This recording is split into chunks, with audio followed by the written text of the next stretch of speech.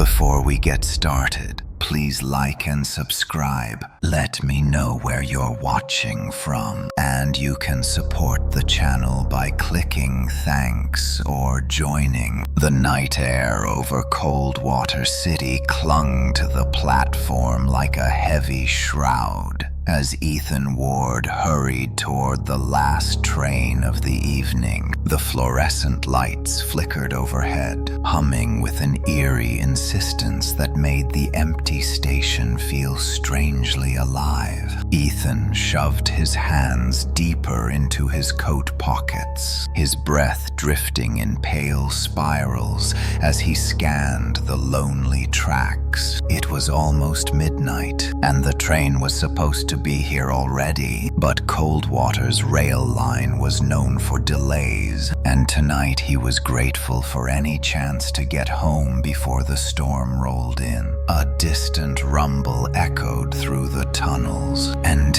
Ethan saw a pair of headlights pierce the darkness. The train emerged slowly from the void, grinding its way to a halt with a metallic groan. The doors hissed open, and warm air spilled out, brushing against him like an inviting whisper. He stepped inside without hesitation, but the moment he crossed the threshold, he felt something was wrong. The interior lights buzzed softly, casting a pale, almost sickly glow over the empty car. Not a single passenger sat inside. The seats were pristine, almost untouched, as though no one had ridden the train at all that day. The silence was so complete it pressed against Ethan's ears. It felt unnatural, like the air held its breath the moment he entered.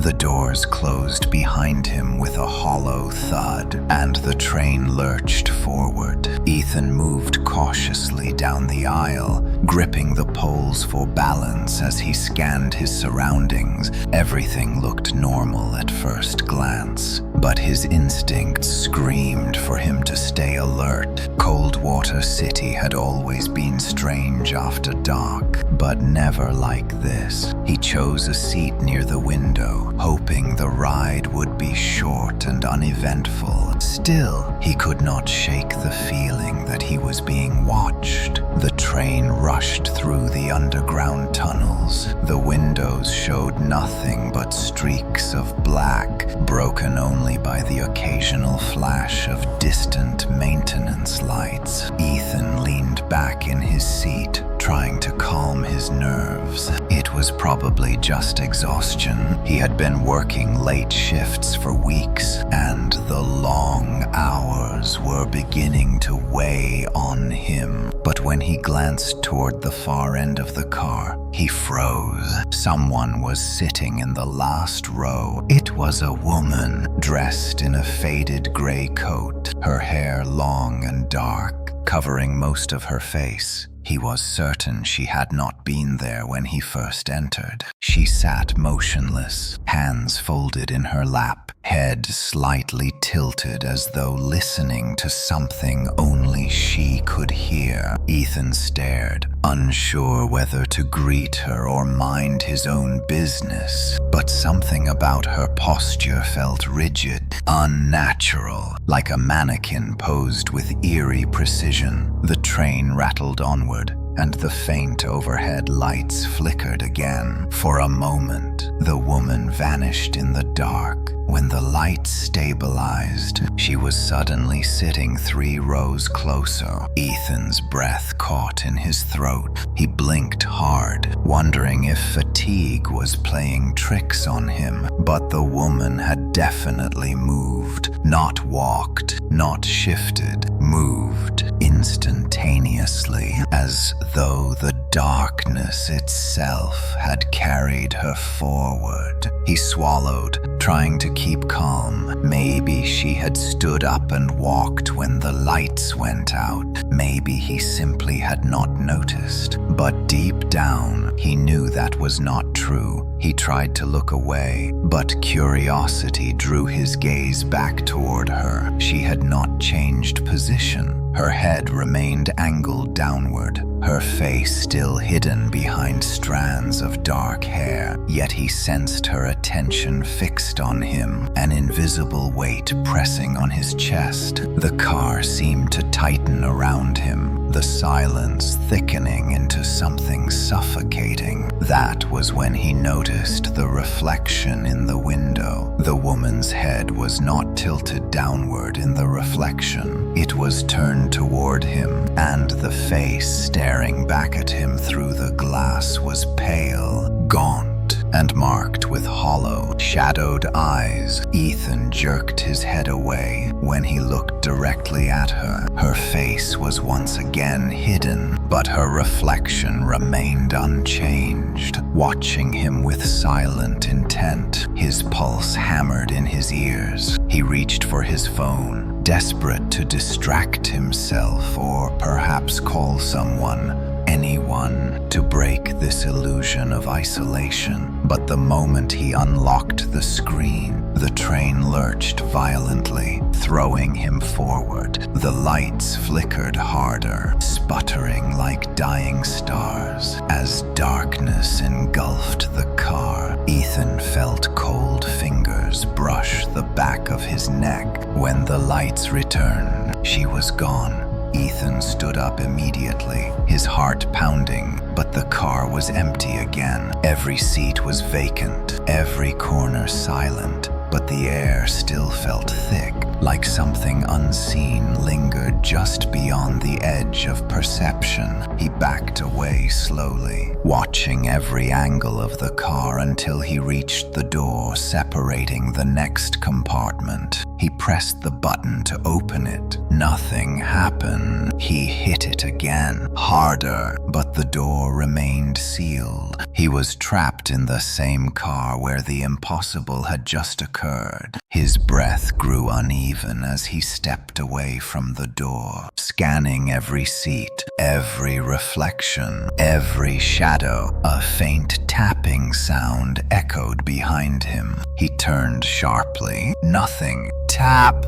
tap, tap. The noise came again, faster this time, like fingernails striking metal. It grew louder, scraping along the walls, the floor, the ceiling, circling him. Ethan backed against the door, his hands trembling. The tapping accelerated, building into a frantic, chaotic rhythm, until suddenly it stopped. The silence that followed felt far worse. Ethan clenched his fists, forcing himself to breathe. He needed to stay calm. He needed to reach help. He needed this train to stop. But when he glanced at the LED route display, his blood iced over. The screen no longer showed station names. Instead, it displayed a single message: passenger count 2. Ethan stared at the number, his throat tightening. He was alone. At least, he had thought he was. The lights flickered again, plunging the car into darkness. This time, there was no tapping, no movement, just a cold whisper that drifted right beside his ear. "You were not supposed to see me." Ethan spun around, but darkness swallowed everything. And then, slowly, the lights hummed back to life. The woman was now sitting directly across from him, her face fully visible, and she was smiling. The train sped deeper into the tunnels, and Ethan felt the cold pressure of the woman's stare,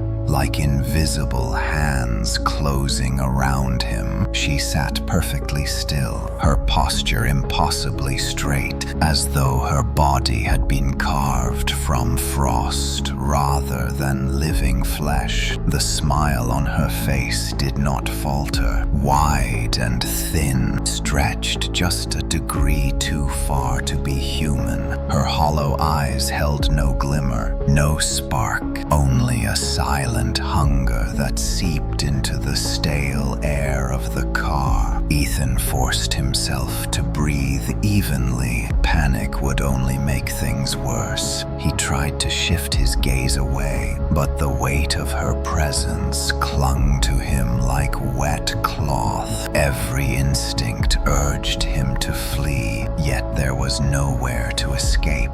The locked doors behind him sealed his fate as completely as the darkness swallowing the windows. "Why are you here?"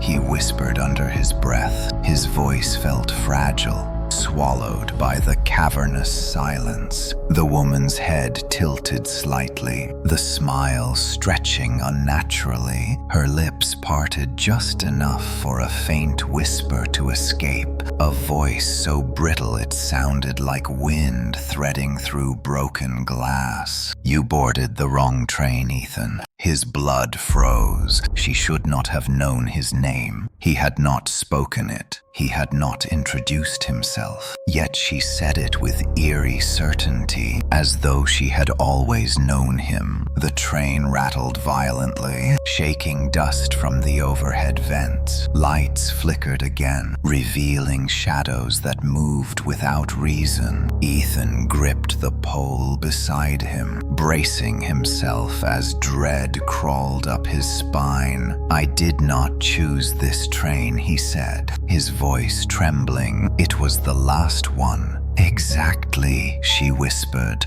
Her smile vanished in an instant, replaced by a chilling neutrality. She leaned forward with silent fluidity, her hair spilling like black ink over her shoulders. Ethan stepped back instinctively, pressing against the locked door. "Who are you?"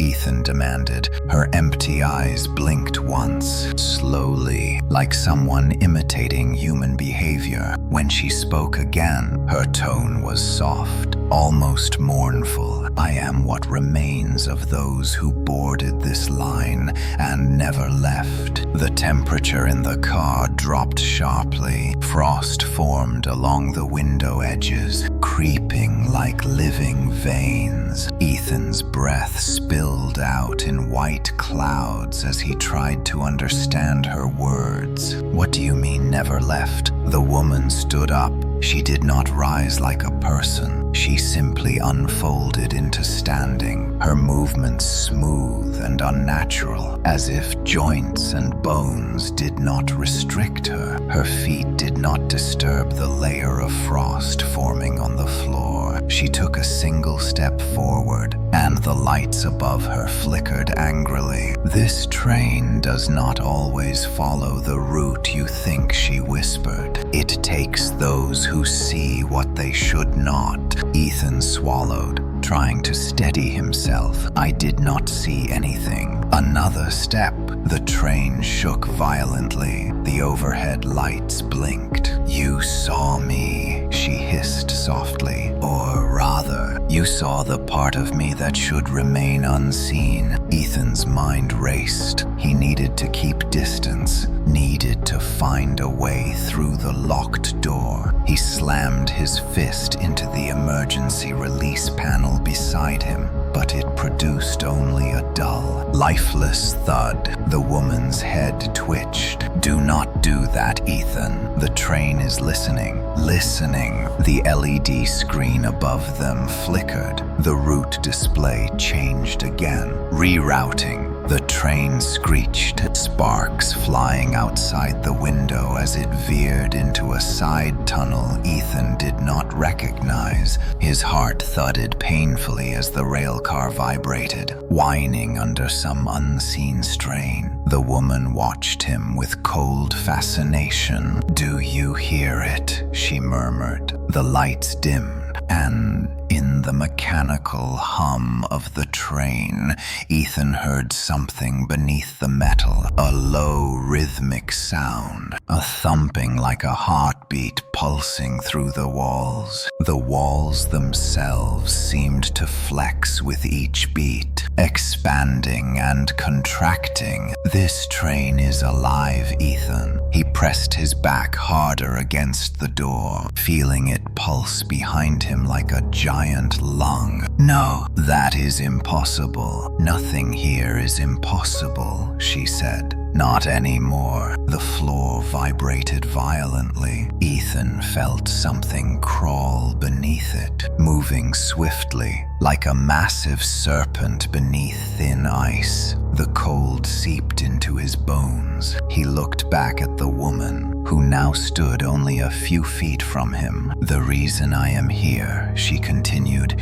"is because I was once a passenger like you, lost, alone, until the train claimed me." Her skin flickered, as though the pale surface could not fully contain her form. Beneath the faint glow of the lights, Ethan glimpsed multiple shadows behind her, figures crammed together, layered like trapped souls pressing against a thin membrane. Ethan's breath hitched. "What do you want from me?" Her expression softened almost imperceptibly. "To warn you." This startled him. A warning, not a threat. "Why warn me?" he asked hesitantly. "Because you looked at me," she whispered, not with fear, with recognition. "That has not happened in a very long time." She stepped even closer. Ethan forced himself not to recoil, but she continued, her tone colder. "Recognition does not save you. Nothing saves you once the train has seen you." The heartbeat in the walls grew louder. The overhead lights popped one by one until only a single flickering bulb remained. Ethan glanced upward, dread pooling in his chest. The woman turned her head slowly toward the ceiling. "It is coming," she whispered. A screech tore through the metal overhead. The ceiling buckled inward, as though something heavy crawled above the car. Bolts rattled violently. Dust rained from the cracks forming overhead. Ethan shielded his face as the bulb flickered more violently. "What is coming?"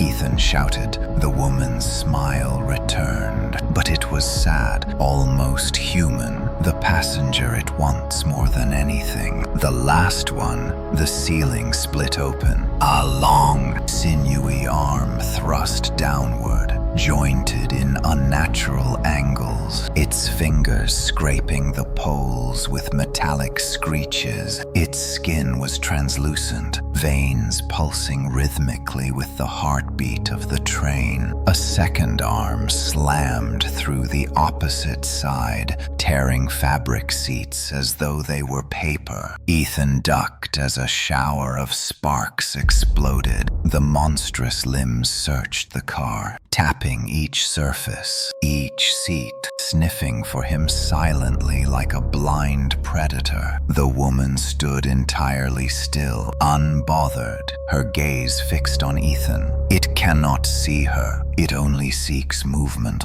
Scent. Fear. Ethan held his breath, but his trembling betrayed him. One of the arms snapped toward the sound, twisting unnaturally as its fingers extended, reaching toward him. Ethan ran before he could think. He sprinted down the aisle as the limb crashed into the wall behind him, tearing metal like wet cloth. He slammed again at the next car door, panic surging through him. "Open, please open." The LED screen blinked rapidly. Passenger count 1. The realization hit him like a blow. The train had already chosen, and it wanted him alive. The siren wail of twisting metal still echoed in Ethan's skull as he stumbled through the narrow aisle, the living train pulsing around him like a vast metallic beast. Every breath tasted of copper and cold iron. The monstrous limbs above the ceiling continued to scrape in frantic motions, searching, probing, sniffing along the fractured gaps, as though memorizing the shape of its prey. Ethan pressed forward, forcing himself not to look back. Any hesitation, even a heartbeat, would be enough for the thing to catch him. The next door loomed ahead like a lifeline. He slammed into the emergency release panel again and again, but it was dead under his palm, as lifeless as a corpse. The LED screen flickered overhead, casting sickly red hues across the car. Passenger count. One blinked repeatedly, each flash carving dread deeper into him. The train had made its choice, and the creature wanted him alone. The car vibrated with a sudden jolt. Ethan grabbed the nearest pole as the floor bucked beneath him. Something enormous collided with the roof, sending a shower of sparks raining from exposed wires. The lights flared,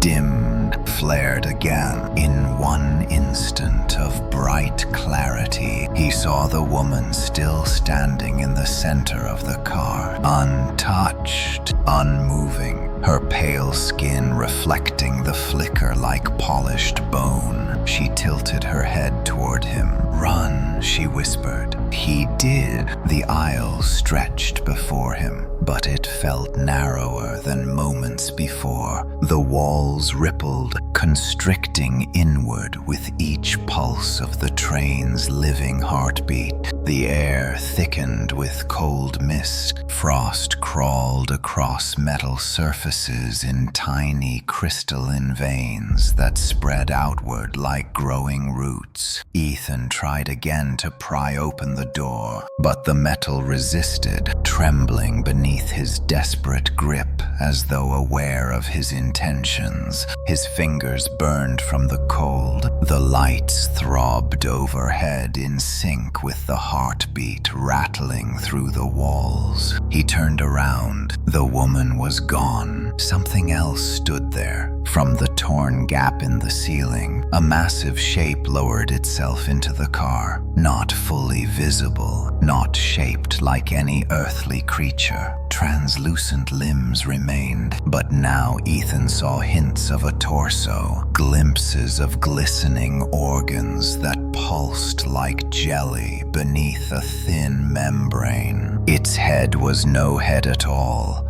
but a shifting mass of tendrils wrapping around themselves, as if deciding which form to settle into. Ethan stumbled backward. The creature extended an elongated limb, almost tenderly, brushing the torn ceiling edges as though sensing its environment. And then it sniffed, a long, wet drag of air that reverberated through the car, making his stomach flip.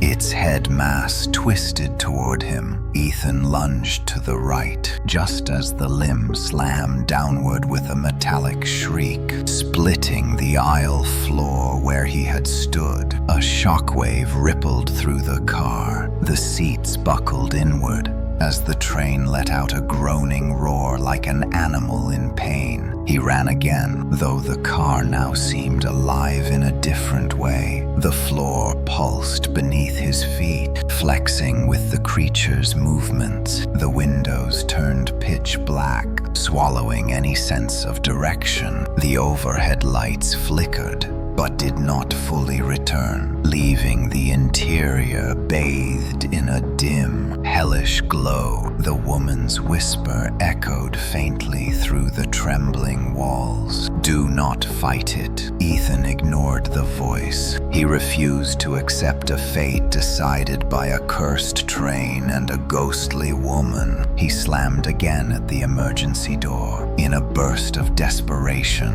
he kicked at the metal latch with all his strength. Nothing. Then something changed. The heartbeat in the walls slowed. The overhead lights steadied for a moment. The creature froze, its limbs hovering in mid-motion.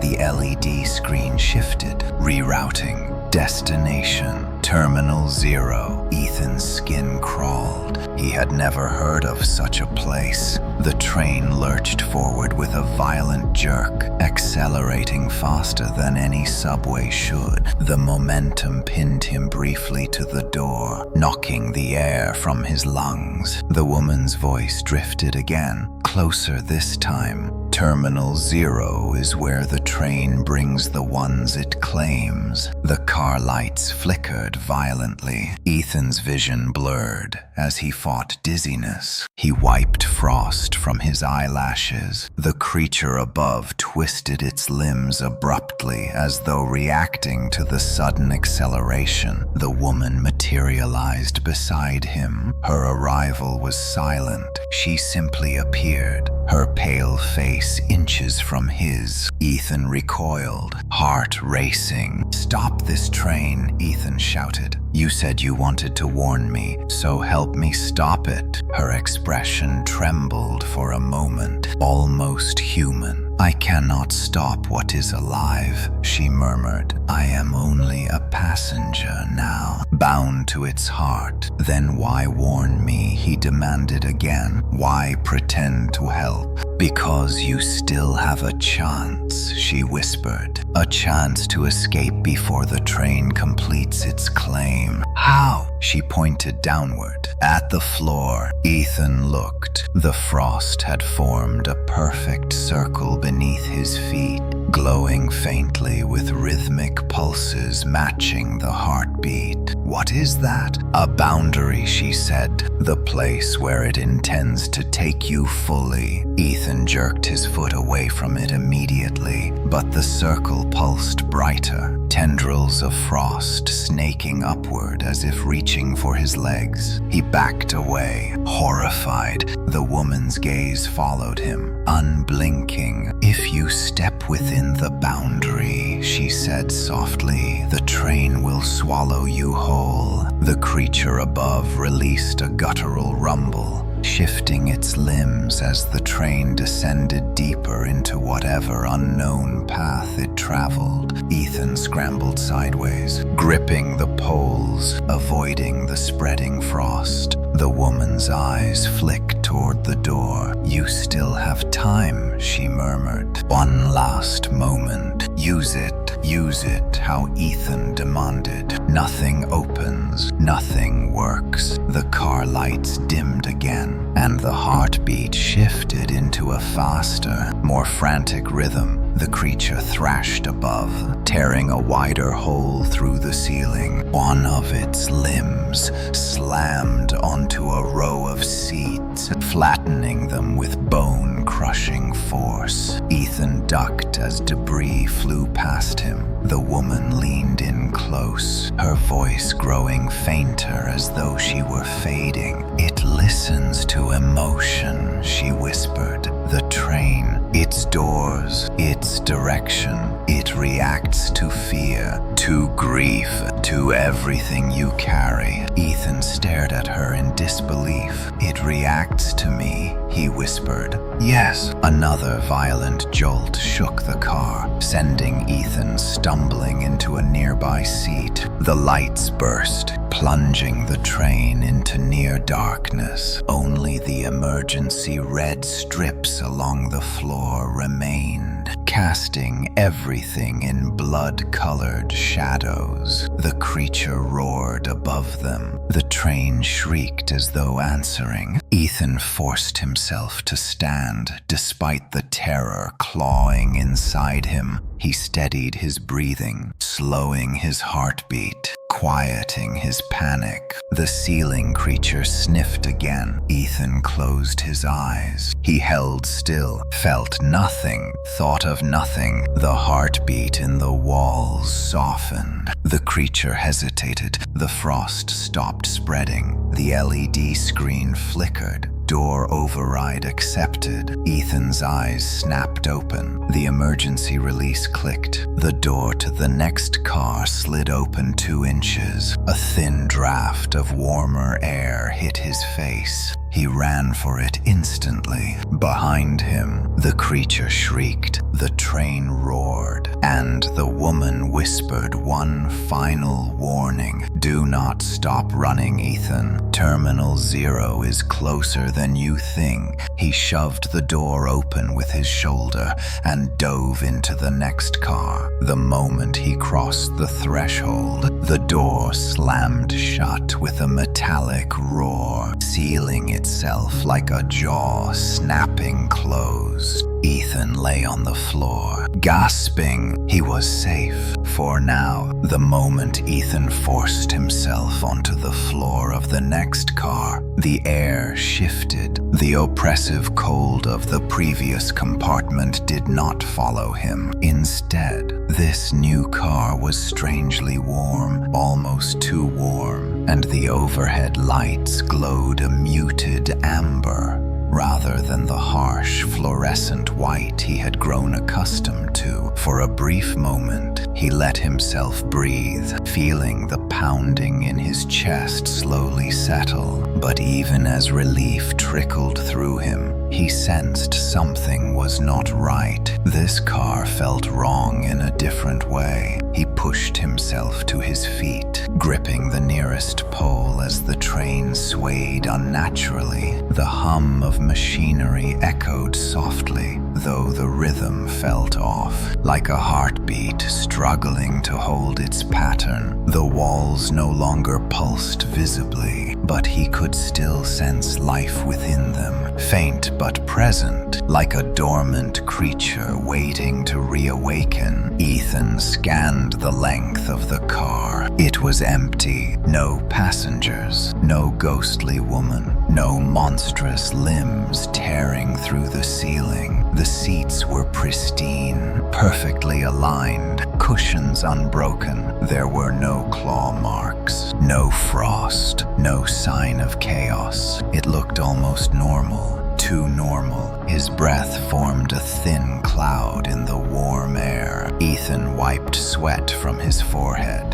The heat felt suffocating, clinging to him like heavy fabric. He loosened his collar and took careful steps forward. The doors behind him rattled once, then fell silent, sealed completely. He was trapped in this new section of the living machine. Ethan moved down the aisle, each footstep cushioned by the unnaturally soft floor. His mind raced with everything he had seen: the woman, the frost boundary, the translucent limbs searching for him, the warning about Terminal 0. None of it made sense, but he knew one thing for certain now. The train wanted him, the creature hunting him wanted him, and Terminal 0 was the end of whatever path this cursed machine was taking. He stopped suddenly. Something was off about the car's interior. The overhead lights flickered.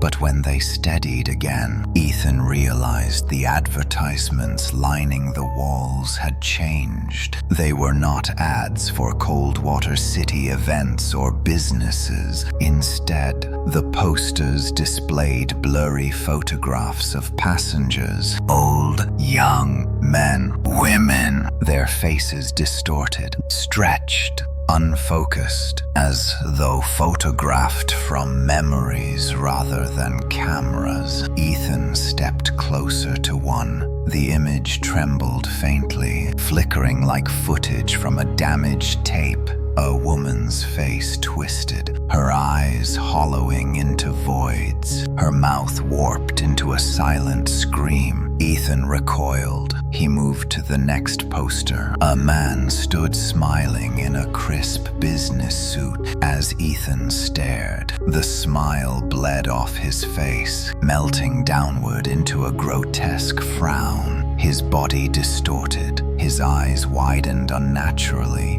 His reflection in the poster turned to look directly at Ethan. He stepped back, heart pounding. The train lights flickered again, casting a momentary shock of darkness. When they came back on, the posters now displayed blank white surfaces. No images, no faces. Ethan's skin prickled. He tried to remain calm as he continued walking. The amber lighting shifted subtly with each step, dimming behind him and brightening in front of him. It was as if the car was guiding him forward. The air thickened with heat. He loosened his coat further, now drenched in sweat. The temperature rose with each step. By the time he reached the center of the car, the air felt like a furnace, searing his lungs. Ethan gasped, stumbling forward as the heat intensified painfully. Suddenly, the intercom crackled. At first, it was faint static, then a voice he did not recognize. But it was human. Passenger Ethan Ward. The voice whispered in a calm, eerie monotone. Please remain calm. You are approaching transition point 4. Ethan froze. Transition point 4. The intercom crackled again. Prepare your body for conversion. What conversion? Ethan shouted. What does that mean? The train did not answer. Instead, the floor beneath him began to vibrate, slowly at first, then more violently. The heat intensified. The amber lights shifted to deep crimson. The walls shimmered as though melting. Ethan pressed his back against a seat, struggling to maintain his balance. A low groan rolled through the entire car. The walls bulged outward, as if something massive pressed from the other side. Ethan stumbled forward. The floor pulsed again, this time with a blistering heat that seared the soles of his shoes. He cried out, stumbling away from the glowing tiles. The heat radiated upward, licking at his legs like rising flames. The intercom whispered again, "Do not resist. Transition is mandatory for all chosen passengers." Ethan shook his head in disbelief.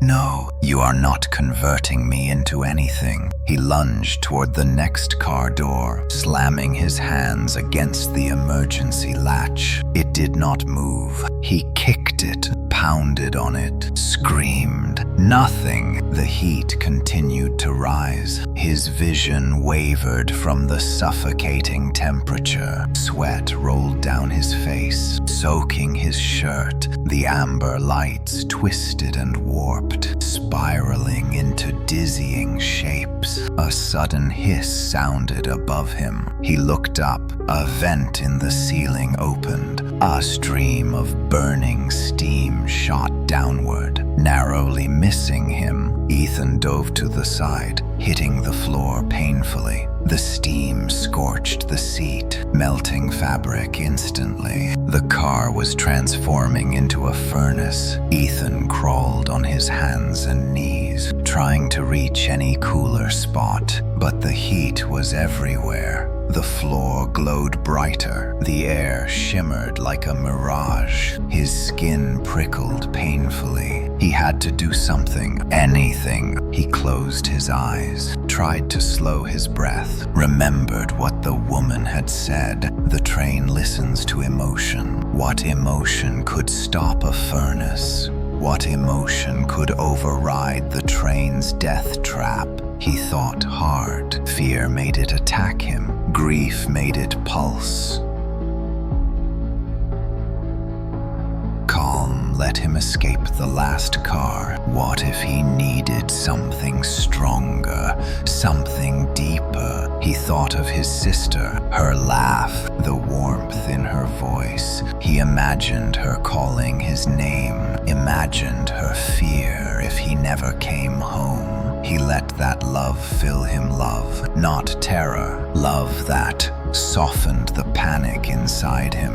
His heartbeat slowed. His breathing steadied, the floor's glow dimmed, the steam vents ceased hissing, the crimson lights eased into a dull orange, the walls stopped bulging, the intercom spoke, more distorted now. Emotional override detected. Ethan's eyes widened. It worked. The voice crackled again. Manual control partially restored. He looked at the door. The emergency latch clicked. Slowly, painfully slowly. The door unlocked. He threw his weight against it, forcing it open inch by inch. Heat blasted from behind him like a fiery creature screaming in frustration. Ethan tumbled into the next car as the door slammed violently behind him. The temperature dropped instantly. He collapsed onto cool metal flooring, gasping for breath. Safe again, but only until the next transition point. Ethan lay on the cool metal flooring for several seconds, feeling the chill seep slowly into his overheated skin. His lungs still burned from the furnace, like atmosphere of the previous car, but at least he could breathe.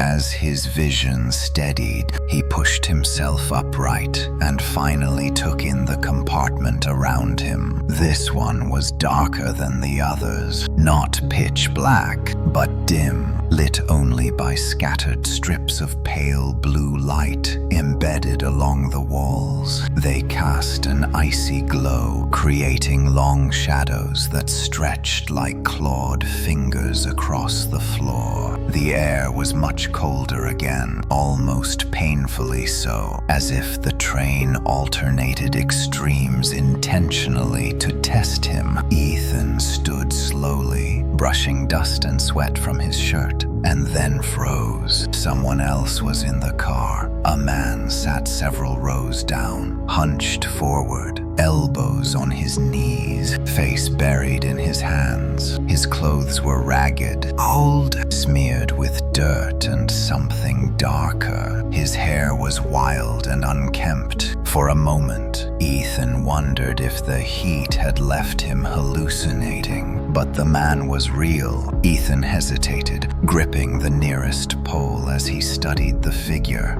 He had not seen a single living passenger since the journey began, only the ghostly woman and the impossible creature. But this man looked painfully human, too human. Ethan took a step forward. The man did not move. Another step, closer. Ethan could hear faint wheezing breaths coming from him, shaky and uneven. When he reached 3 rows away, the man suddenly lifted his head. Ethan recoiled. Deep, sunken eyes stared back at him wide, trembling, haunted by something far worse than fear. Bruises mottled his cheeks. His lips were cracked and pale. His voice, when he finally spoke, trembled with exhaustion. Do not come closer. Ethan froze again. I am not trying to hurt you. I just... Do not come closer, the man repeated, more desperate now. Or it will think you want to join me. Ethan's skin prickled. Join you?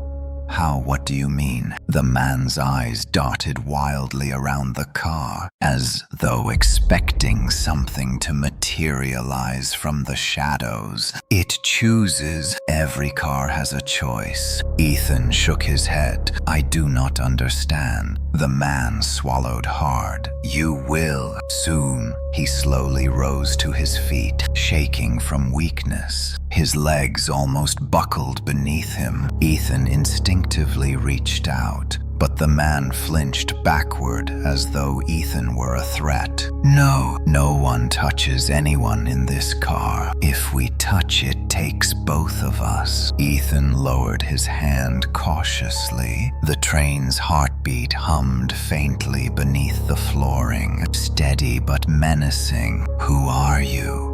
Ethan asked. How long have you been here? The man let out a dry laugh that broke into a cough. Time does not work right on this train. I was on my way home, fell asleep, woke up here. The doors would not open. Every car was worse than the last. And then I ended up in this one. Ethan stepped closer. If I got through the others, we can get through this one too. The man shook his head violently. No, this car is not like the others. It plays with your mind, shows you things, memories, faces, things you lost, or things you fear losing. Ethan's stomach tightened. His sister, the man lowered his voice. If you believe what it shows you, even for a second, the train takes that from you, makes you part of it. Ethan exhaled shakily. I do not plan to believe anything. The man gave him a hollow smile. You will not get a choice. The lights flickered. Ethan turned sharply, expecting something to appear in the aisle, but instead, the air changed. It thickened, turning cold enough to sting his throat. The blue lights darkened to indigo. Shadows deepened. A faint whisper drifted through the car. Ethan, his heart lurched. He recognized the voice. It was warm, familiar, soft, a voice he had heard for years. His sister. He clenched his teeth. No, this is not real. But the whisper came again, closer this time, delicate as breath on skin. Ethan, please, help me. He refused to look. He stared at the floor, breathing slowly, forcing his heartbeat to steady. He knew this was exactly what the man had warned about: illusions crafted from emotion. The train learning his weaknesses, but the voice grew clearer, more desperate. Ethan, please, I am scared. His eyes burned. He heard footsteps behind him, small, light, hesitant. He felt a hand brush gently against his back. He jerked away immediately. Do not touch it, the man hissed. Do not turn around. Ethan squeezed his eyes shut. His sister's voice trembled behind him. Ethan, why will you not look at me? Because you are not here, he whispered. The footsteps stopped. Silence. Then a child's laugh echoed through the car, the same laugh he remembered from years ago when his sister was still little. Before she grew up, before they drifted apart, before the world changed them both. It broke him. For a moment, his resolve cracked. He turned slightly, just enough to catch movement in the reflection of a window. His breath caught. Something stood behind him, not his sister, not even a child. A tall, crooked shape with elongated limbs and a warped face that melted in and out of human form. It leaned close, mimicking her voice in a grotesque, broken whisper. Look at me, Ethan. He spun away, heart pounding violently. The creature screeched, its voice shattering into distorted static. The lights flared intensely. The man stumbled backward, shielding his face. Then, just as suddenly, everything returned to stillness. The shadows receded. The blue light steadied. The creature was gone. Ethan gasped, shaking uncontrollably. The man stared at him with hollow sympathy. It almost had you, he whispered. Ethan wiped sweat from his brow. How do we get out of this car? The man shook his head with defeat. I never figured it out. It shows me my son every time. I always look every time it resets. Ethan stepped closer. Then do not look. Help me find the door control. The man's eyes flickered with a dull flicker of hope.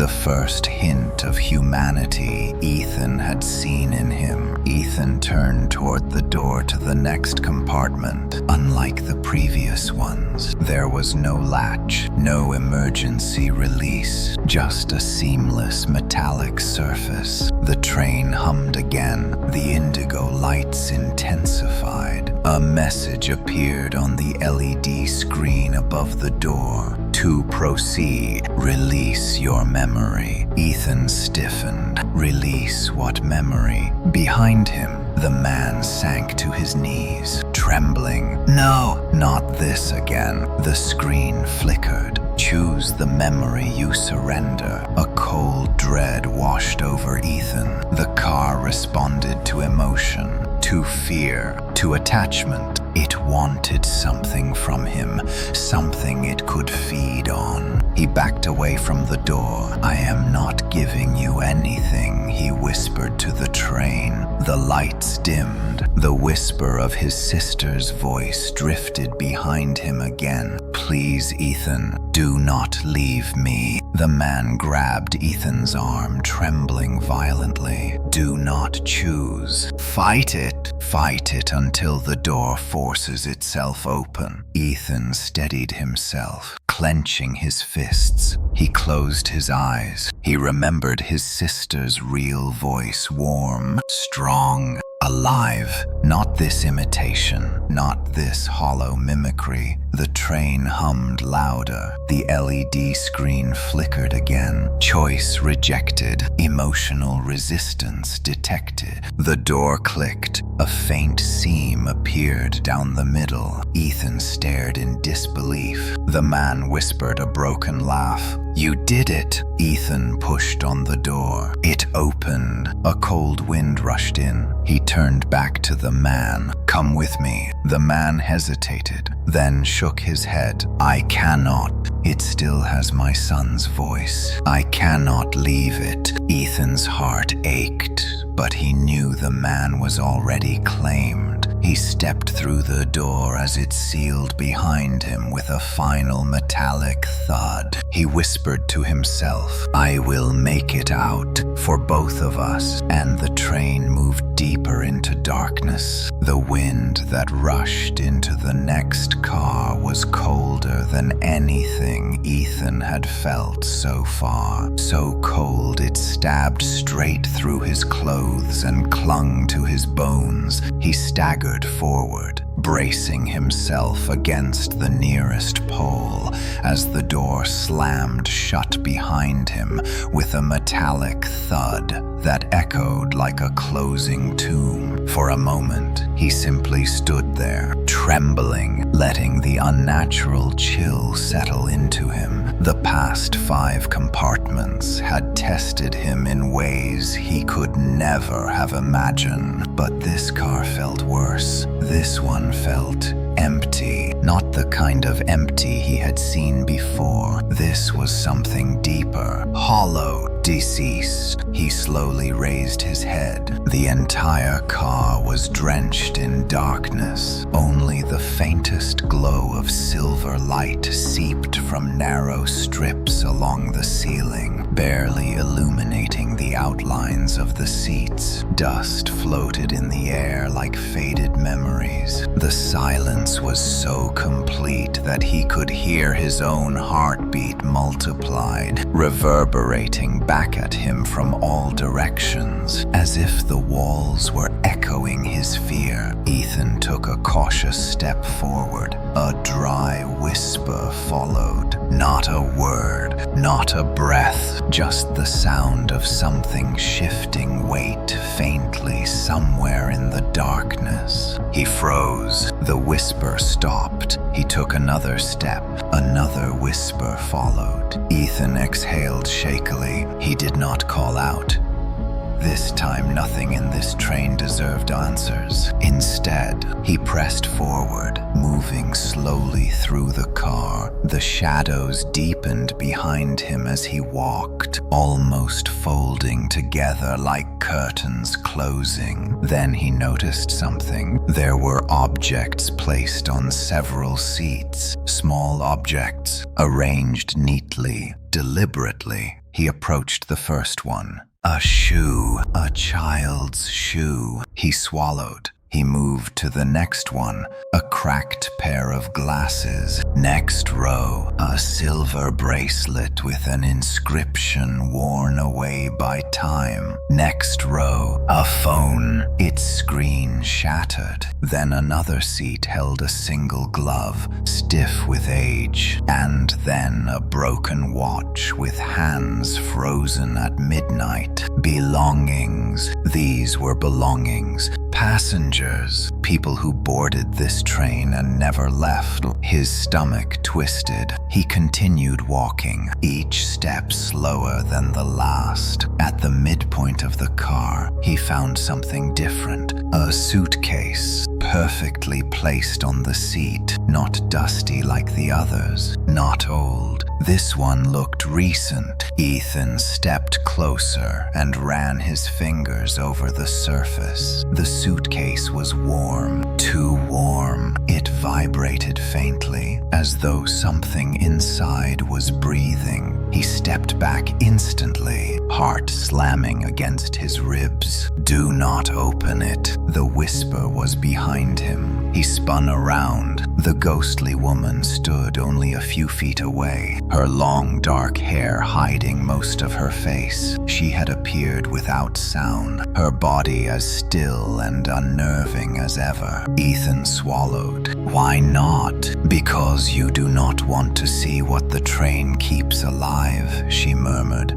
Her voice was quieter than before, softer, touched by something almost like sorrow. Ethan felt compelled to speak. "What is in there?" She tilted her head, and for a moment, he saw the faintest shimmer of multiple shadows moving beneath her skin. "Memories that refuse to die," she said. "You are not ready to meet them." Ethan looked around the car. The belongings, the suitcase, the darkness. "What is this place?" The woman turned her face slightly toward the ceiling. "The car of remnants." Remnants of what? Her hollow eyes met his. "Of everyone the train devoured." Ethan's breath caught. "The train hunts," she whispered. "It hungers, and it keeps pieces of those it takes. Echoes, objects, fragments of lives it never releases. Then why am I still alive?" Ethan demanded. Her expression shifted, something flickering behind her eyes. "Because it is not done choosing you." Ethan's fists clenched. He took a step toward her. "Then let it choose. Let it show whatever it wants. I am not giving up." The woman's smile was thin, almost human. "You have not faced the worst yet." He steadied himself. "Then help me." She turned away, her hair cascading like black smoke. "I cannot save you. I am only a passenger like you. Bound, remembering, watching. Then why appear at all?" Ethan whispered. "Why warn me?" Her voice softened. "Because you are the first one who has looked at me without fear." Ethan's chest tightened. Before he could respond, the ground trembled beneath him. The silver ceiling lights flickered once, twice, then dimmed into darkness. A deep groan reverberated through the entire train, followed by a long dragging sound, something massive scraping across the roof. Dust rained down. Seats rattled. Ethan braced himself as the car shuddered violently. The woman stepped backward into the shadows, her form fading. "It is waking," she whispered. "The one this car belongs to. You must move quickly." "Move where?" She pointed to the far end of the car. "The door." He squinted through the dimness. The door was barely visible.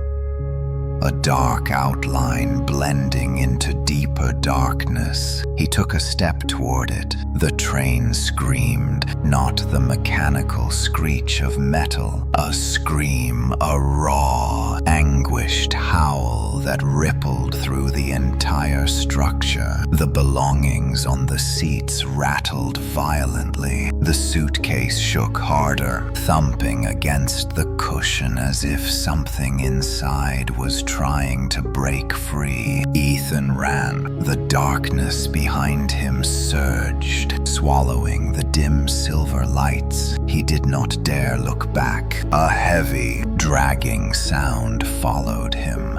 Something large moving through the shadows, something scraping its limbs across the ceiling and floor. The whisper rose behind him, not the woman's, a different voice, male, deep, ragged. "Why did you leave me?" Ethan's heart stopped. He knew that voice. His father. No, he kept running, but the voice chased him like a storm. "You left me alone, Ethan." His father had died 5 years ago, peacefully, in a hospital. There was no unfinished business, no guilt, but the train knew. The train fed on emotion. It was using his memories, searching for cracks. He gritted his teeth. "You are not real." His father's voice echoed louder. "Ethan, turn around." He forced himself forward. "Do not turn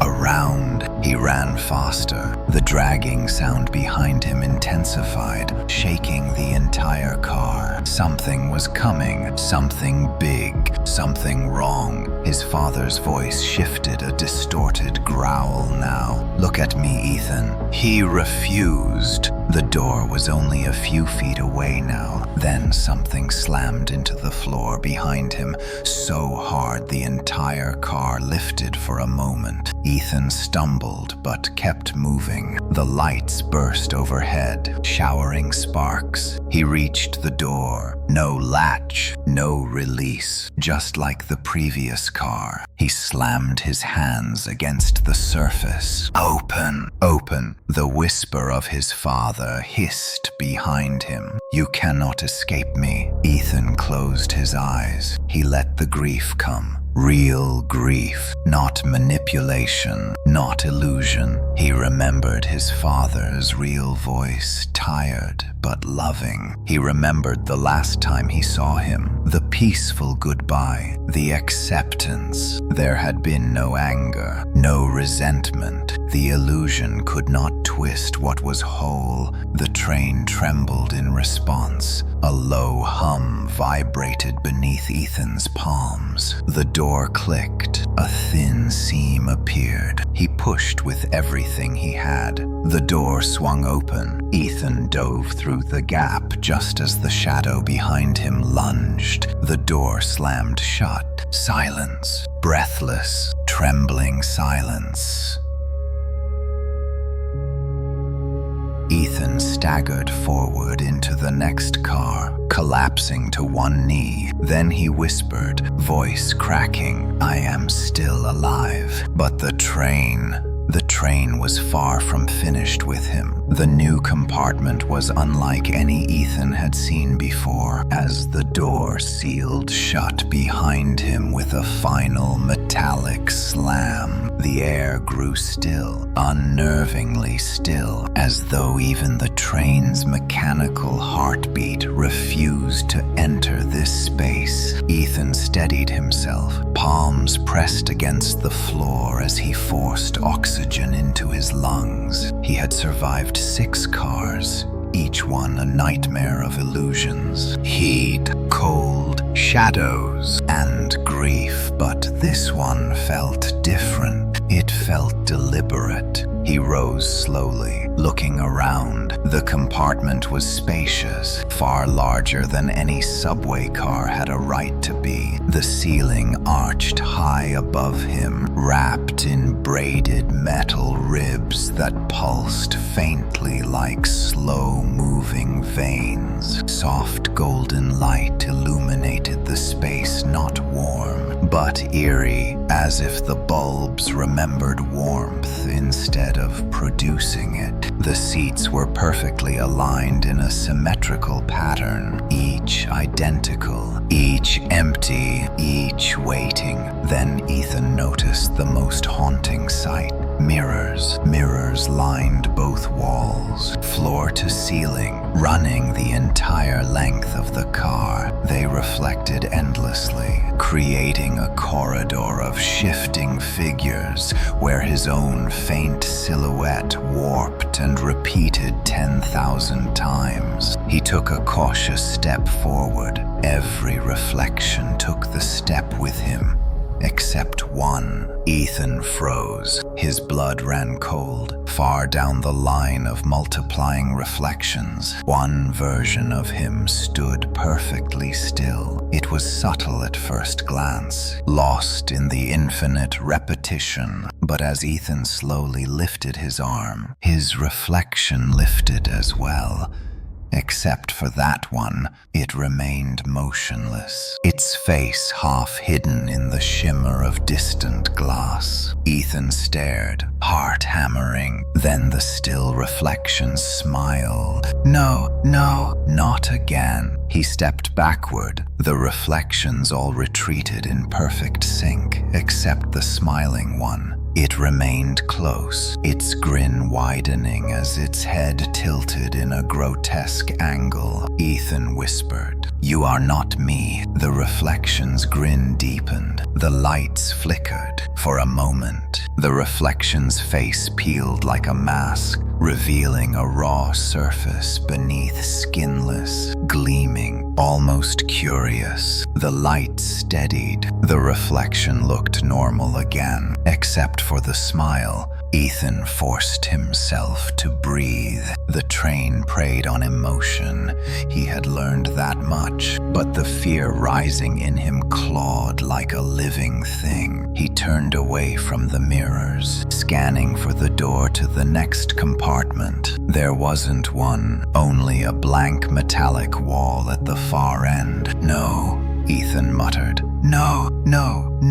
Behind him, the mirrors whispered. Not voices, not words. Movement. He turned. His reflections moved on their own. Some tilted their heads. Others stepped closer to the glass. One placed its hand against the mirror surface, palm slowly flattening as though testing the barrier. Ethan backed away, never taking his eyes off the reflections. Then one spoke. "You should not have come this far." Its mouth moved independently of his. "You were supposed to stop." The voice echoed through the car from everywhere and nowhere. Distorted, doubled, layered, as if spoken by hundreds of overlapping versions. Ethan clenched his fists. "I am not stopping. I am getting off this train." The reflection laughed, a fractured, breaking sound. "You think the train lets you off because you want to leave." Ethan's reflection stepped closer, its features slowly melting and reforming as though struggling to maintain human shape. "You were chosen," it hissed. "You are being shaped." Ethan swallowed hard. For what? For what comes at Terminal Zero? The floor rumbled beneath him. The golden lights flickered rapidly. The reflections all went still. Then every face opened its eyes at once. Some glowed pale white. Others sank into darkness. Others twisted into new expressions entirely. Ethan stumbled backward, bumping into a seat. Then the mirrors cracked. A thin line split across the glass, running like a vein from one end to the other. The sound reverberated through the car like a bone snapping. Ethan braced himself. The reflection that had smiled first pressed its face against the glass, distorting unnaturally. "Do not break," it whispered. Ethan shook his head violently. "I am not you." The mirrors shattered. The blast knocked him to the floor as shards rained down like falling stars. But none touched him. They floated instead, suspended in midair, forming a swirling ring around the center of the car. The reflections inside each shard stared at him, some pleading, some furious, some unrecognizable. The floor pulsed like a heartbeat. A circle of light appeared beneath his feet. "No," Ethan gasped. Not this again. But unlike the frost boundary in the earlier car, this circle glowed gold, almost sacred, yet it darkened with each passing second, turning deeper, richer, almost hungry. He tried to step out of it. The circle expanded, trapping him. Then the mirrors pulsed with light, and a figure stepped out from the swarm of floating shards. It looked like him, exactly like him, except its eyes were hollow, empty voids. It spoke with his voice. "Give me what you carry," it said. Ethan shook his head. "I am not giving you anything. You cannot keep it," the figure whispered. "The train will take it. I am the part of you it wants to keep." The shard reflections trembled violently. Ethan took a step back, heart pounding like thunder. "You are not me. You are what the train wants me to become." Its hollow eyes lifted. "That is why you must give in." The shards began spinning faster, closing in. Ethan felt pressure around his skull, crushing, whispering, pulling. He fought back. He forced his breath steady. He spoke not to the reflection, but to himself. "I know who I am. The lights dim. I know what I lost." The reflections shook, "And I know what I will not become." The circle beneath him cracked with brilliant light. The shards exploded outward, slamming into the walls with deafening force. The reflection screamed an inhuman sound before collapsing into dust. The lights returned. The mirrors were gone. The golden circle vanished, and the exit door to the next compartment appeared. Ethan exhaled shakily and stumbled toward it. Before he opened it, he whispered, "You cannot shape me," and he stepped through, leaving the broken reflections behind. Ethan stepped into the next compartment,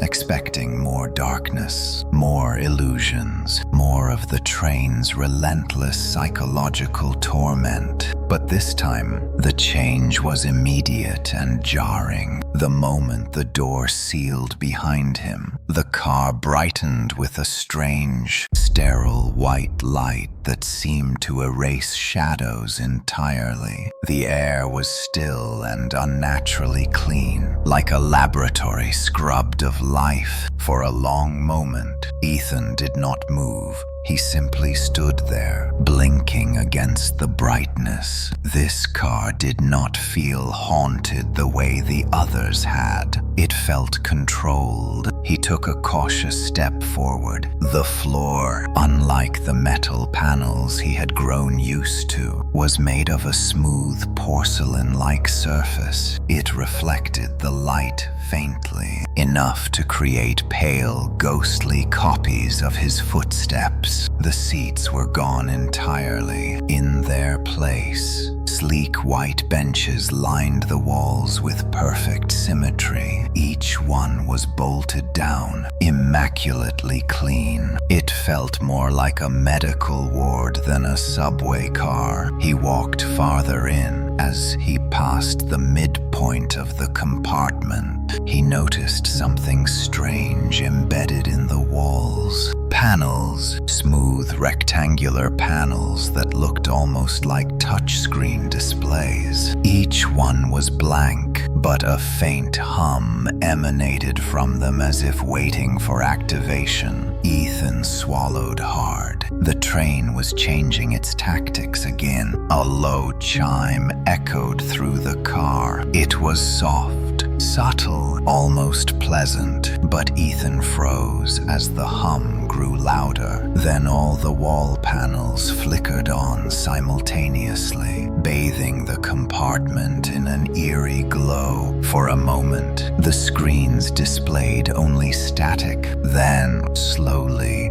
faces emerged on them. Not distorted faces, not illusions. Human faces, real ones. Men, women, children, some young, some old, all staring directly at Ethan with hollow, lifeless eyes. He staggered backward. On each screen, beneath each face, a name appeared, a timestamp, and a single sentence. Passenger terminated, data preserved. Ethan's throat tightened. These were the people the train consumed. He moved closer to one of the screens, tracing the text with trembling fingers. The timestamp was decades old. The man depicted had been smiling at first before the screen flickered and replaced his smile with an expression of terror frozen in time. Ethan turned toward another screen. A woman, early 20s, eyes full of fear. The same message beneath her name. Passenger terminated. Data preserved. Preserved for what? The screen beside it suddenly shifted. The face melted away, replaced by a grainy image of Ethan himself taken inside one of the earlier compartments. He saw himself running, hiding, screaming. Footage he had not known was being recorded. His blood ran cold. Every car, every test, every emotion. It had all been monitored. The panels flickered again. A new line of text appeared beneath his image. Current passenger status, undetermined. Outcome, pending analysis. Ethan stepped away slowly, heart hammering against his ribs. Then the lights dimmed. A soft, mechanical hum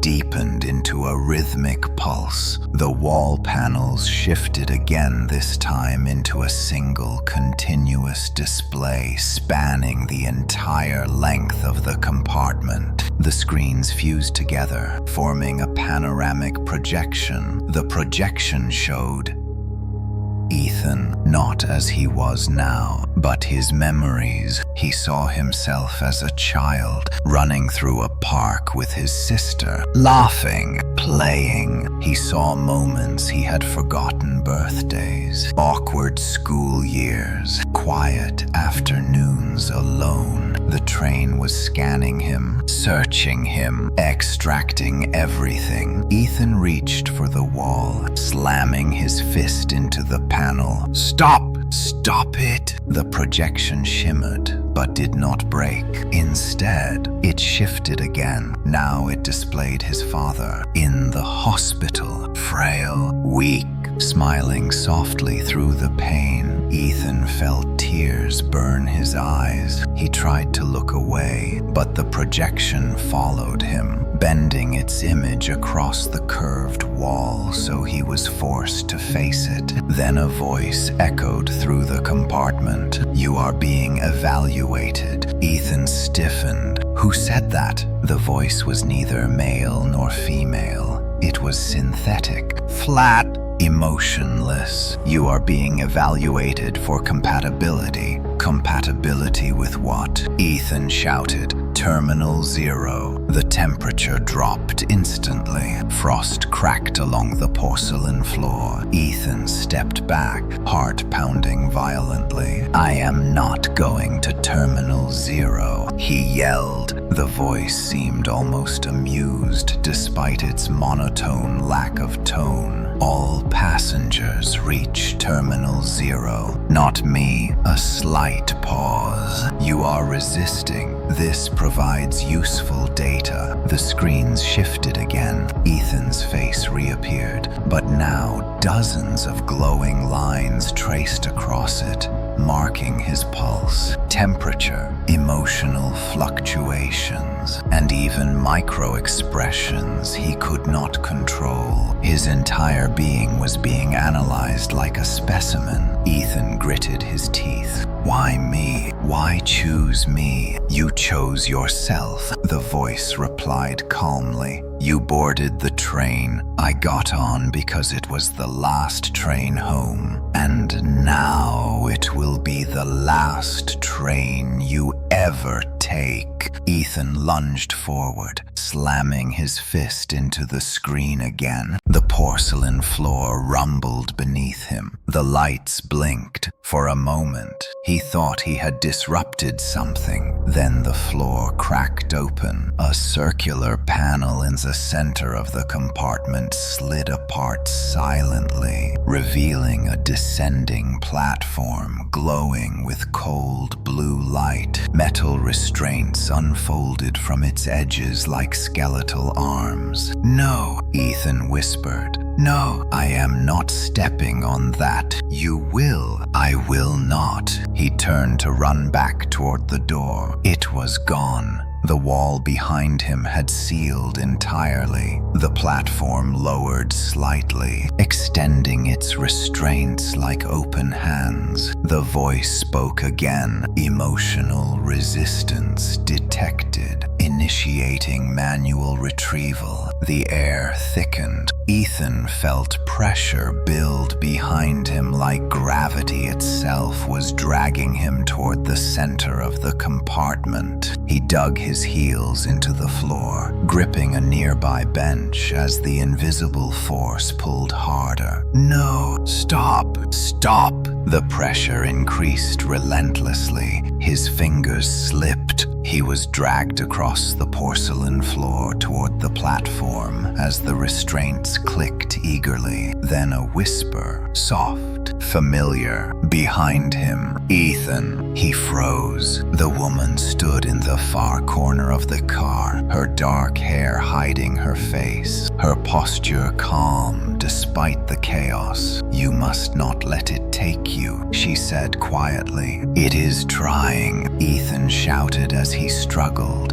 "You must refuse," she whispered. "Not with fear, with choice." "How?" "Decide who you are." The force pulling him intensified. His body lifted off the ground. The restraints reached for him. "Decide." "Ethan," she urged, "before the train decides for you." The pressure was crushing. He felt himself slipping. He closed his eyes. He thought of his sister, his father, what he had survived, what he had lost. "I decide," he whispered through clenched teeth. Light exploded from beneath him. The force shattered. Ethan collapsed to the floor as the platform snapped shut, the restraints retracting instantly. The screens flickered violently. "Error, error." Emotional override registered. The woman stepped closer, her voice fading into echo. "You are closer now." "Closer to what?" Ethan gasped. "Terminal 0. Before he could respond, the door, now visible again, slid open behind him. Ethan pushed himself up, breathing hard. He walked toward the exit. He did not look back,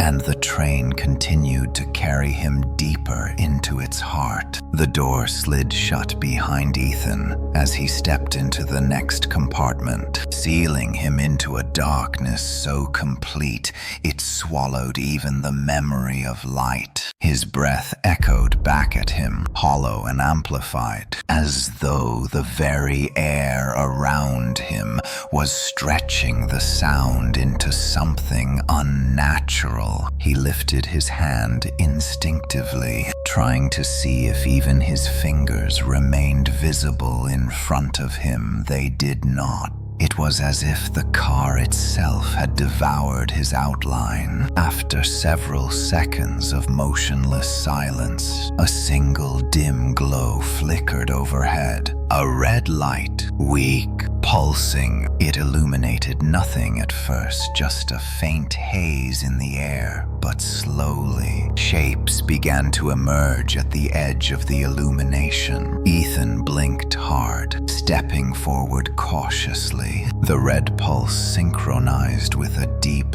thud beneath the floor, a rhythmic heartbeat he had come to dread. This compartment felt alive, but not in the same monstrous, chaotic way as the earlier cars. This felt patient, waiting. As his eyes adjusted, Ethan realized the floor was not metal. It was rough, uneven, like cracked stone. The air smelled damp, earthy, as if he had stepped into some underground cavern rather than a train car. He knelt briefly, touching the ground. Soil, dirt, real dirt. His breath caught. "What are you doing to me now?"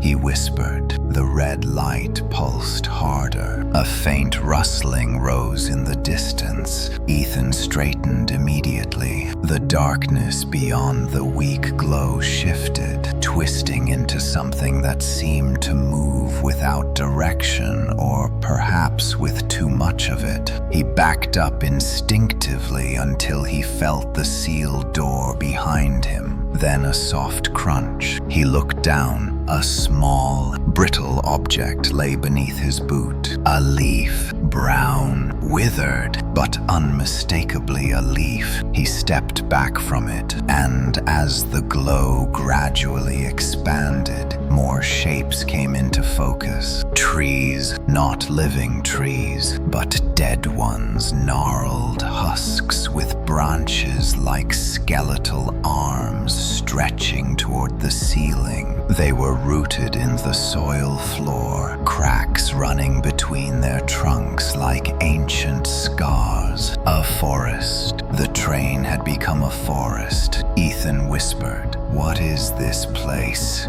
The answer came in a low, windy whisper that rustled through the dead branches overhead. The place where memories rot. He spun toward the voice. The woman stood only a few paces away, her long hair blending with the darkness, her pale face faintly illuminated by the red pulse. "This is where the train plants what it cannot consume," she said softly, "where the forgotten pieces of those it claimed take root." Ethan's eyes widened. "Root, you mean?" "Yes," she whispered. "Every tree in this car was once a passenger, a mind, a life." He stumbled backward. No, that's impossible." She stepped closer, her gaze unblinking. "Touch one. You'll see." Ethan shook his head firmly. "I'm not touching anything in here." A faint crackle echoed overhead, and the red glow flared briefly. The rustling in the darkness grew louder. The woman lowered her head. "They do not like being disturbed." "They," Ethan whispered. The trees answered.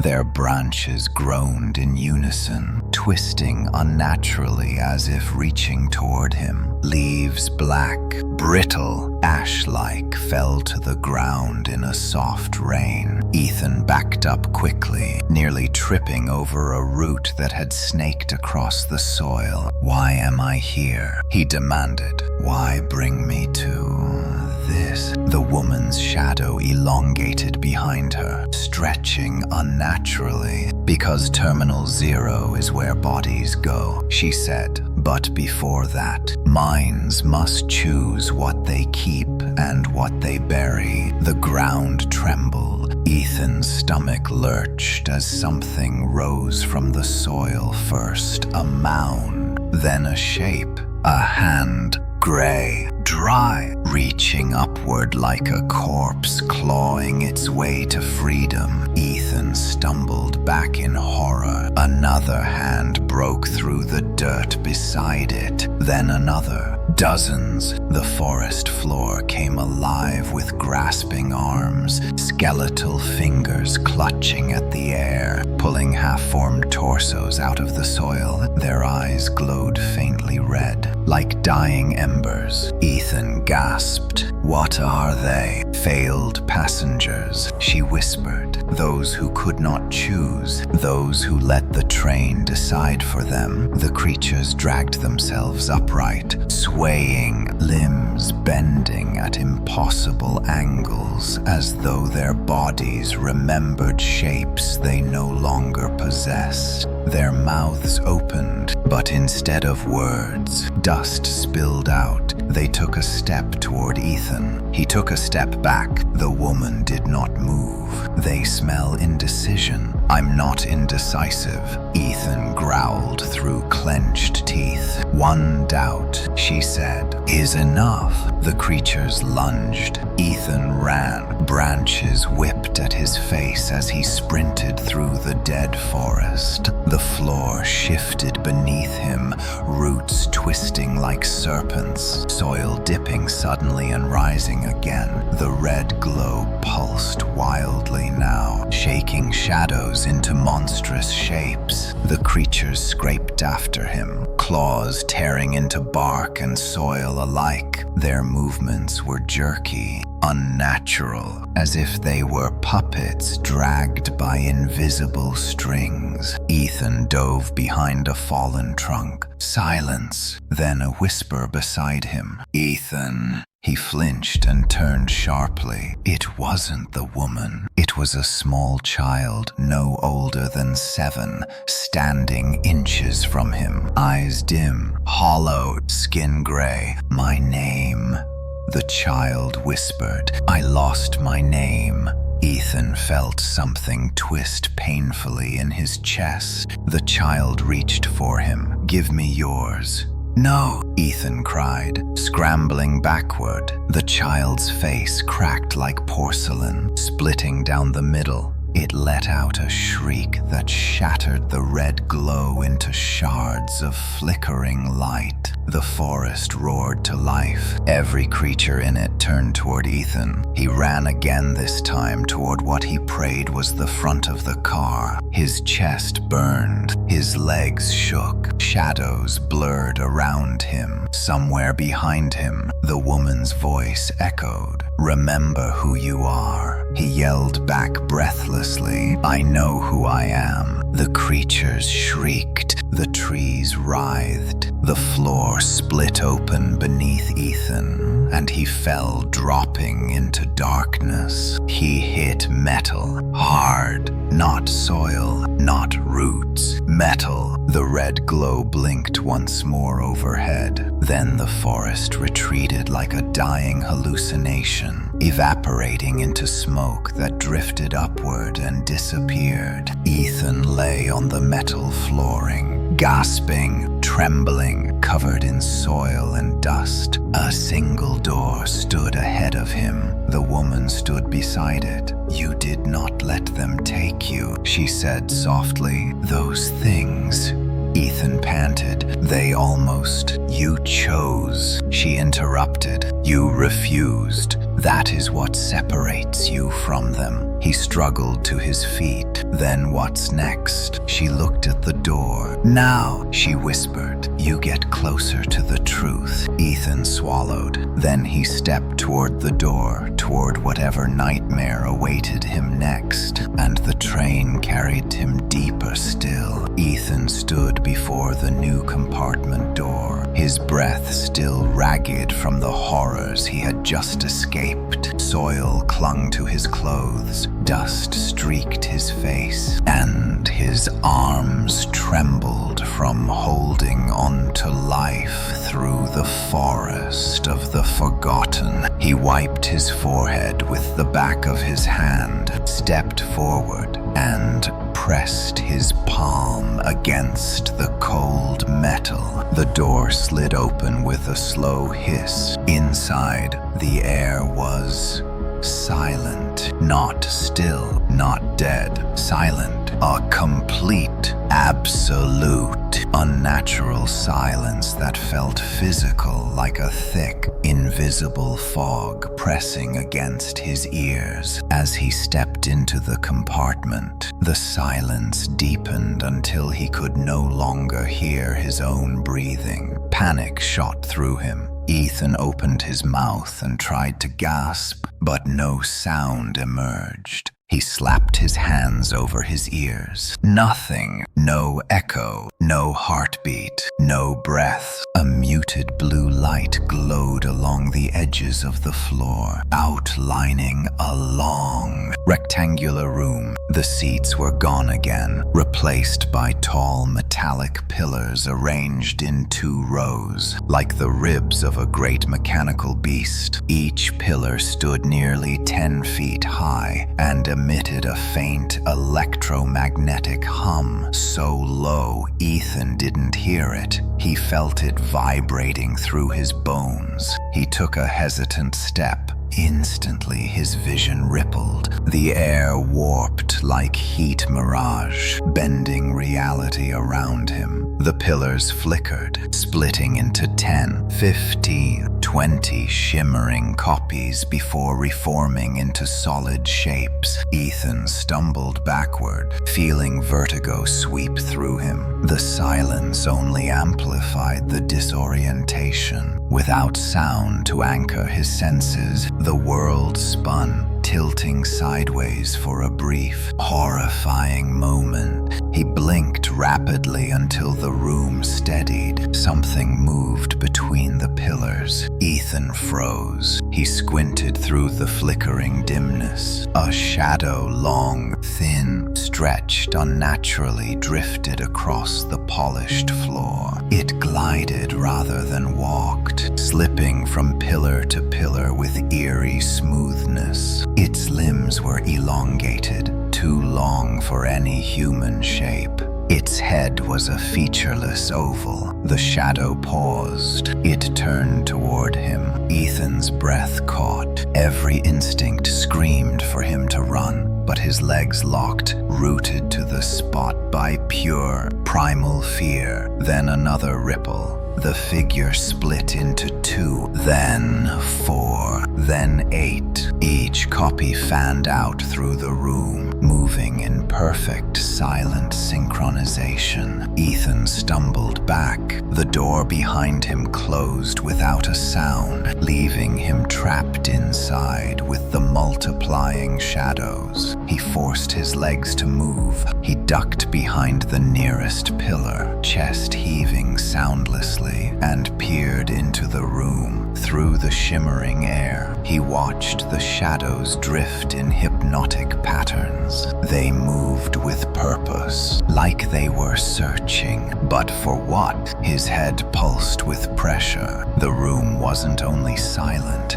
it was suppressing something, suppressing him. Then he saw it. A panel on the far wall flickered with faint text. Sensory examination 03. Auditory deprivation. Active. Hallucinatory projection. Stable mode. Ethan's stomach dropped. This car wasn't random. It wasn't emotional. It wasn't psychological. It was clinical, testing him like a specimen. A sudden surge of dizziness hit him, and he pressed his palms against his temples. The pillars pulsed with light, and the shadows shifted direction instantly toward him. He ducked away, slipping behind another pillar. As the shadows glided silently around its base, he peeked again. They were searching the place where he had just been. He needed to move. Quietly, he crawled low, positioning himself behind successive pillars, inching closer to the far panel. The floor vibrated with every subtle pulse, rattling his nerves. His lungs screamed for sound, for validation that he existed. But the silence swallowed everything. He reached the panel. A small screen displayed a new line: neurosynchronization. Pending. Subject must align interior resonance. What does that even mean? Ethan mouthed, but again no sound came from his lips. Another ripple passed over the room. His reflection appeared on the panel surface, then distorted, stretching, thinning until his mirrored face resembled the featureless shadows hunting him. The message changed. Failure to sync will result in termination. Ethan's pulse thundered so violently he could feel it in his teeth. He backed away from the screen, eyes darting toward the shadows. They glided again, splitting, merging, shifting like liquid darkness. His mind raced. The train responded to emotion, to memory, to choice. What did it want now? Interior resonance. He closed his eyes and concentrated. Silence. Pure, suffocating silence. He fought the rising panic, forcing himself to breathe slowly. Without sound, he had only sensation pressure. Pulse, heartbeat. He focused on it, aligned with it, breathed in that rhythm. The rippling distortions in the air softened. The shadows slowed. The pillars flickering stabilized. A faint vibration rose from the floor, not audible, but felt. A frequency, a resonance. He matched his breathing to it. In, out, out. The shadows froze mid-step, their limbs suspended unnaturally in the air. The lights brightened slightly. The panel flickered. Neurosync. Partial. Subject unstable. Ethan clenched his jaw. He could feel the room fighting him, pushing into his consciousness like cold fingers clawing through his thoughts. He forced himself to focus harder. He pictured the rhythm. He pictured the pillars humming in time. He pictured the shadows stilled by resonance. He synced. The air shimmered violently. Then the silence broke. Not with sound, but with sensation. His heartbeat echoed back at him again, magnified, reverberating through the pillars. The frequency aligned. The shadows collapsed into themselves, imploding like dying stars, leaving behind a single figure. The woman. She stood where the shadows had converged, her head lowered, her posture calm. "You adapt quickly," she whispered, the first sound Ethan had heard in minutes. He nearly collapsed at the relief of hearing her voice. What was this? Ethan gasped. What did it want me to do? "Listen," she said gently. When there is nothing left to hear, he stared at her, exhausted and trembling. "Why am I being tested? For what purpose?" She looked at him with those hollow, haunting eyes, to see if your mind breaks before terminal zero. The lights dimmed. The pillars flickered one last time. The door to the next compartment slid open with a hiss. "You survived this one," she whispered, "but the train is learning from you, and the next test will be worse." Ethan exhaled shakily, then stepped forward toward the glowing doorway, toward the next test, toward terminal zero, and the train carried him deeper into its nightmare. The door to the next compartment opened so slowly that Ethan wondered if the train itself was hesitating. The moment the seam widened enough for him to step through, an icy draft brushed his face. Not the sharp, unnatural cold from the previous cars, but something emptier, older, hollow in a way that made his skin crawl. He crossed the threshold, the door sealed shut behind him with a finality that made his stomach twist. This car was enormous, far larger than any compartment should be. The ceiling arched so high it vanished into darkness, and the walls stretched outward into a space that made no architectural sense. It felt like stepping into a vast chamber hidden beneath the world, not the belly of a train racing through dark tunnels. Rows of seats filled the center of the car. Real seats, old seats, hundreds of them. They looked like relics salvaged from forgotten eras. Wooden benches, cracked leather chairs, metal seats from mid-century rail cars. Some were rusted, others pristine.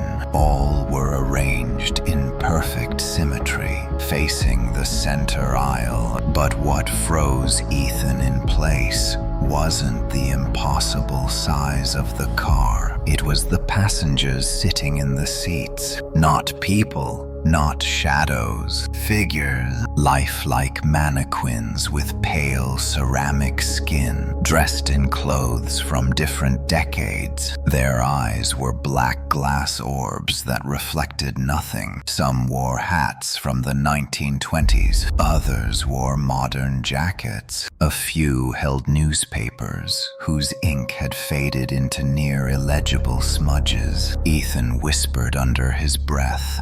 Sound returned fully here, carrying small echoes across the room. "What is this place?" A voice answered softly. "The gallery." He turned sharply. The woman stood at the far end of the aisle, her long dark hair flowing as though moved by a breeze that did not touch Ethan. She raised one hand, gesturing toward the hundreds of seated figures. "This is where the train stores the ones who lasted long enough to matter," she said. "Those it watched, those it studied, those it kept." Ethan's throat tightened. "They're dead." "Not exactly." Her expression darkened. "They are echoes, shells, the parts of them the train did not devour." Ethan scanned the room slowly. Each mannequin held perfectly still, as if frozen by time, by fear, or by something worse. He walked cautiously down the aisle, unable to shake the feeling that the glass eyes followed him,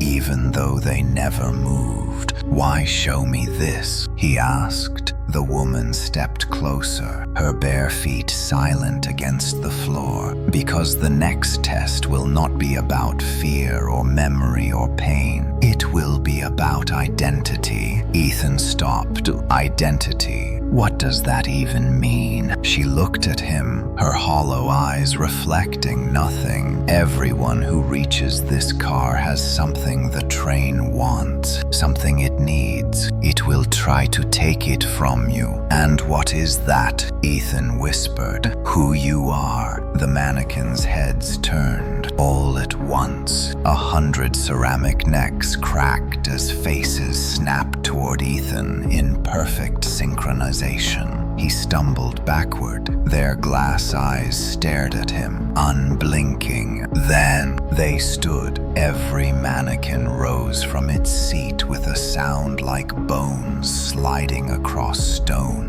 Their movements were too smooth, too coordinated. Ethan's instinct screamed at him to run, but his legs felt locked in place. The woman did not move. She watched silently. One mannequin stepped forward. A tall man wearing a conductor's cap and a suit from the 1940s. Its glass eyes glimmered faintly, reflecting the dim overhead lights. It tilted its head, studying Ethan as if comparing him to some unseen checklist. Then it spoke. The voice was human. It was Ethan's. "You don't belong here." Ethan's breath caught. "Stop! Do not use my voice." A grin creaked across the mannequin's face.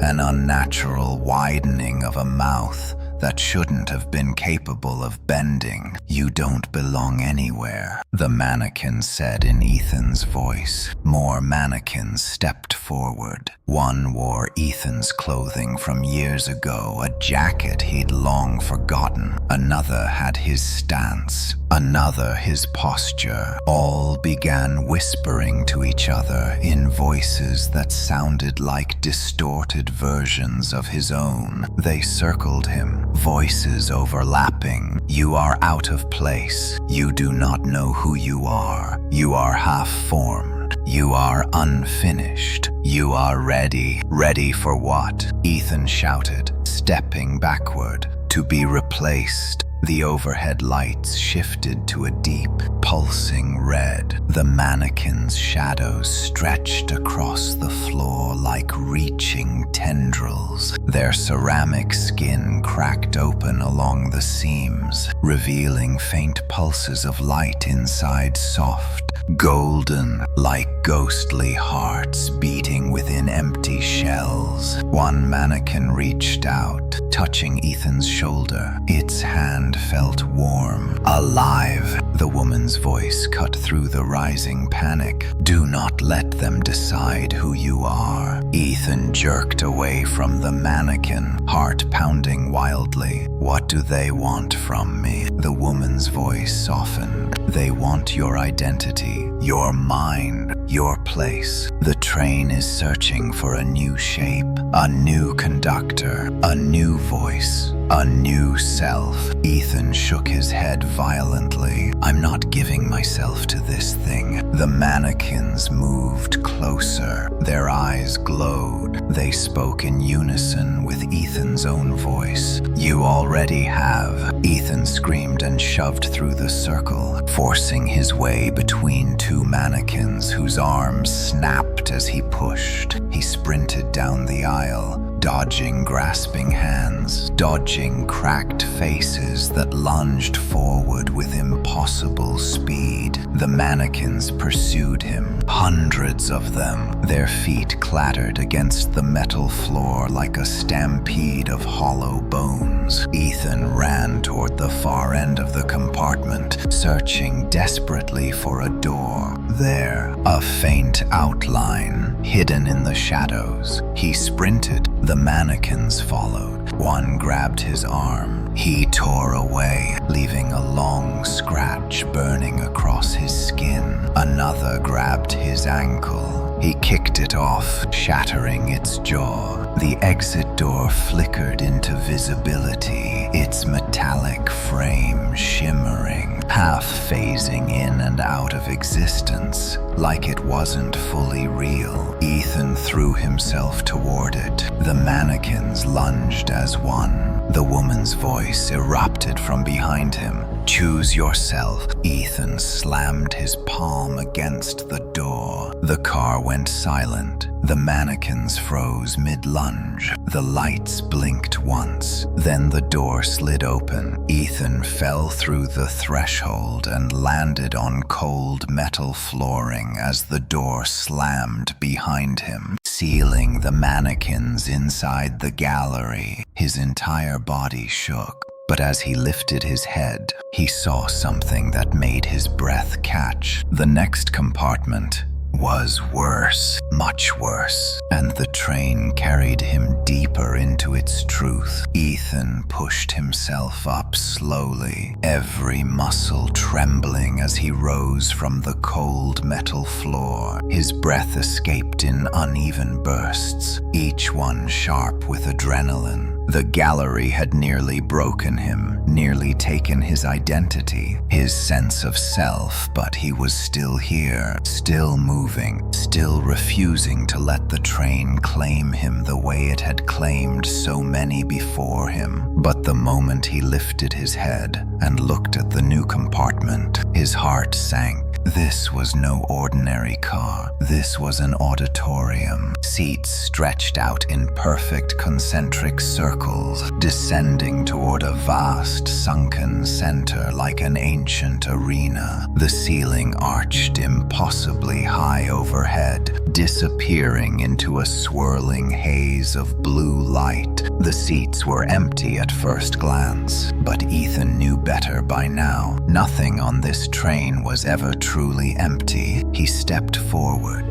The door behind him sealed shut with a heavy thud, echoing across the chamber before fading into a silence so deep it hummed. A single spotlight appeared in the center of the arena. It illuminated a circular platform made of smooth black stone. Ethan approached cautiously, feeling the floor tremble subtly beneath each step. When he reached the edge of the platform, a faint whisper drifted from everywhere at once. "Stand!" The voice was not the woman's, not a human voice at all. It was layered, mechanical, ancient, as though 1,000 speakers whispered the same word simultaneously. Ethan shook his head. "No, I am not stepping into whatever you want. Not again." The lights dimmed. A low rumble rolled through the auditorium like distant thunder. "Stand," the voice repeated. "Evaluation required." Ethan backed away. "I'm not your specimen."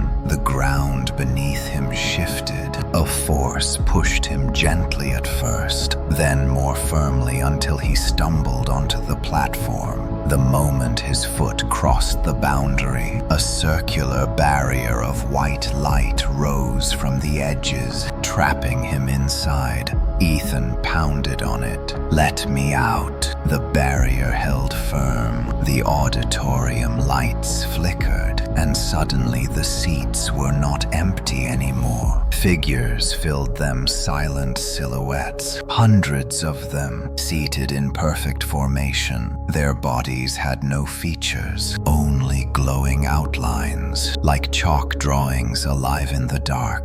They all turned their heads toward him at once. Ethan swallowed hard. "What now?" The voice returned, identity test commencing. A sphere of swirling blue light formed above him, descending slowly until it hovered just a few feet from his chest. It pulsed like a heartbeat. Then it whispered, "Who are you?" Ethan frowned. "What?" "Name," the sphere said. "Origin." "Purpose." "Self." Ethan's throat tightened. "You know who I am." "State," the sphere commanded. "Define." Ethan clasped his hands into fists. "I am Ethan Ward." The blue sphere flickered. "Insufficient." The glowing silhouettes murmured not audibly, but their outlines vibrated with disapproval. The sphere lowered closer. "Identity requires depth." Ethan stepped back.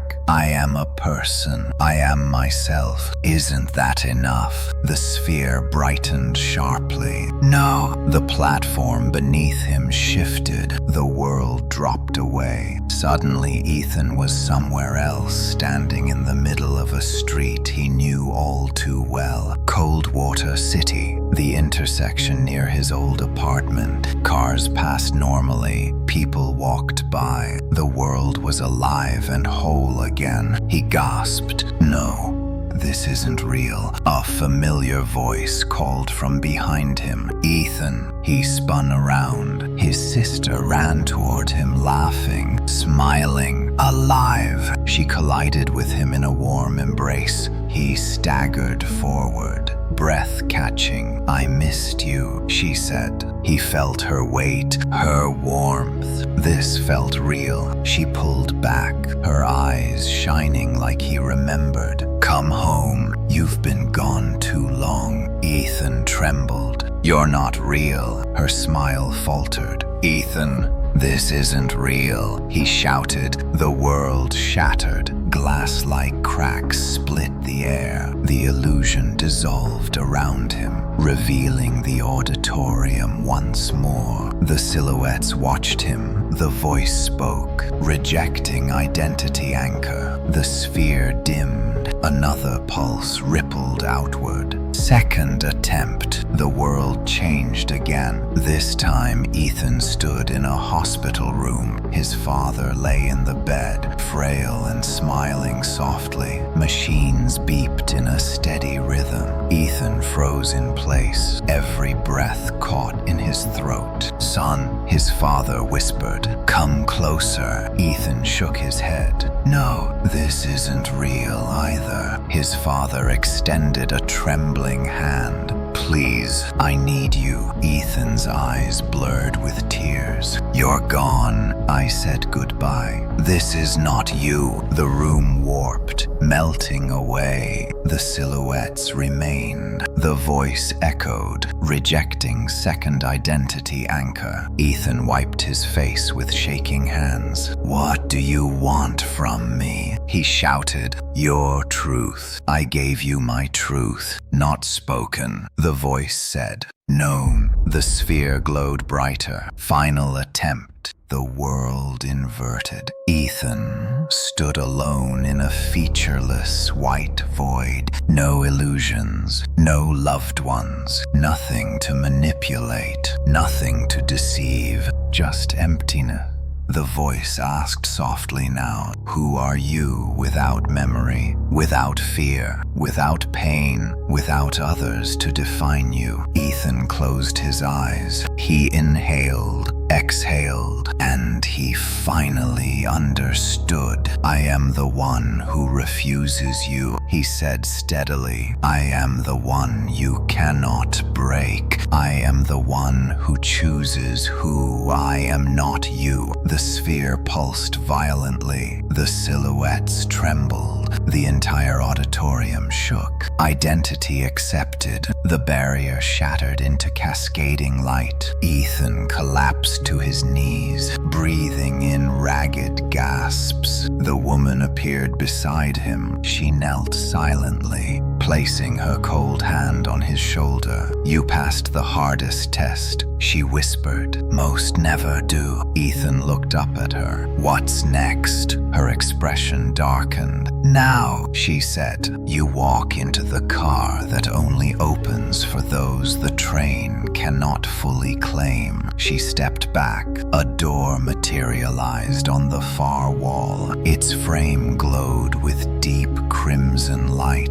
Ethan rose to his feet, every part of him shaking, but he walked toward the door anyway, because there was no going back, only forward, toward Terminal Zero, toward the truth waiting inside the next car, and the train carried him deeper into its nightmare. The crimson-lit door slid open with a slow, mechanical groan, and for a moment, Ethan simply stared at it, afraid to step inside. Every compartment up to this point had taken something from him: fear, memory, identity. Whatever lay beyond this glowing red threshold felt different, hungrier, older. The woman stood off to the side, watching him with a solemn expression. Her long dark hair shifted as if stirred by an unseen wind. "This car," she whispered, "does not test you. It reveals you." Ethan swallowed hard. "I don't want any more revelations." Her voice softened. "You came too far to stop now." He took a deep breath and stepped through. The door slammed shut behind him. The world went dark. Not pitch darkness, something deeper, denser. The shadows clung to his skin like Tara, pressing against his chest, sliding cold fingers through his hair. Every breath felt like inhaling liquid night. Then a single white spotlight snapped on overhead. It illuminated a small circle of ground beneath him, concrete, cracked, littered with dust.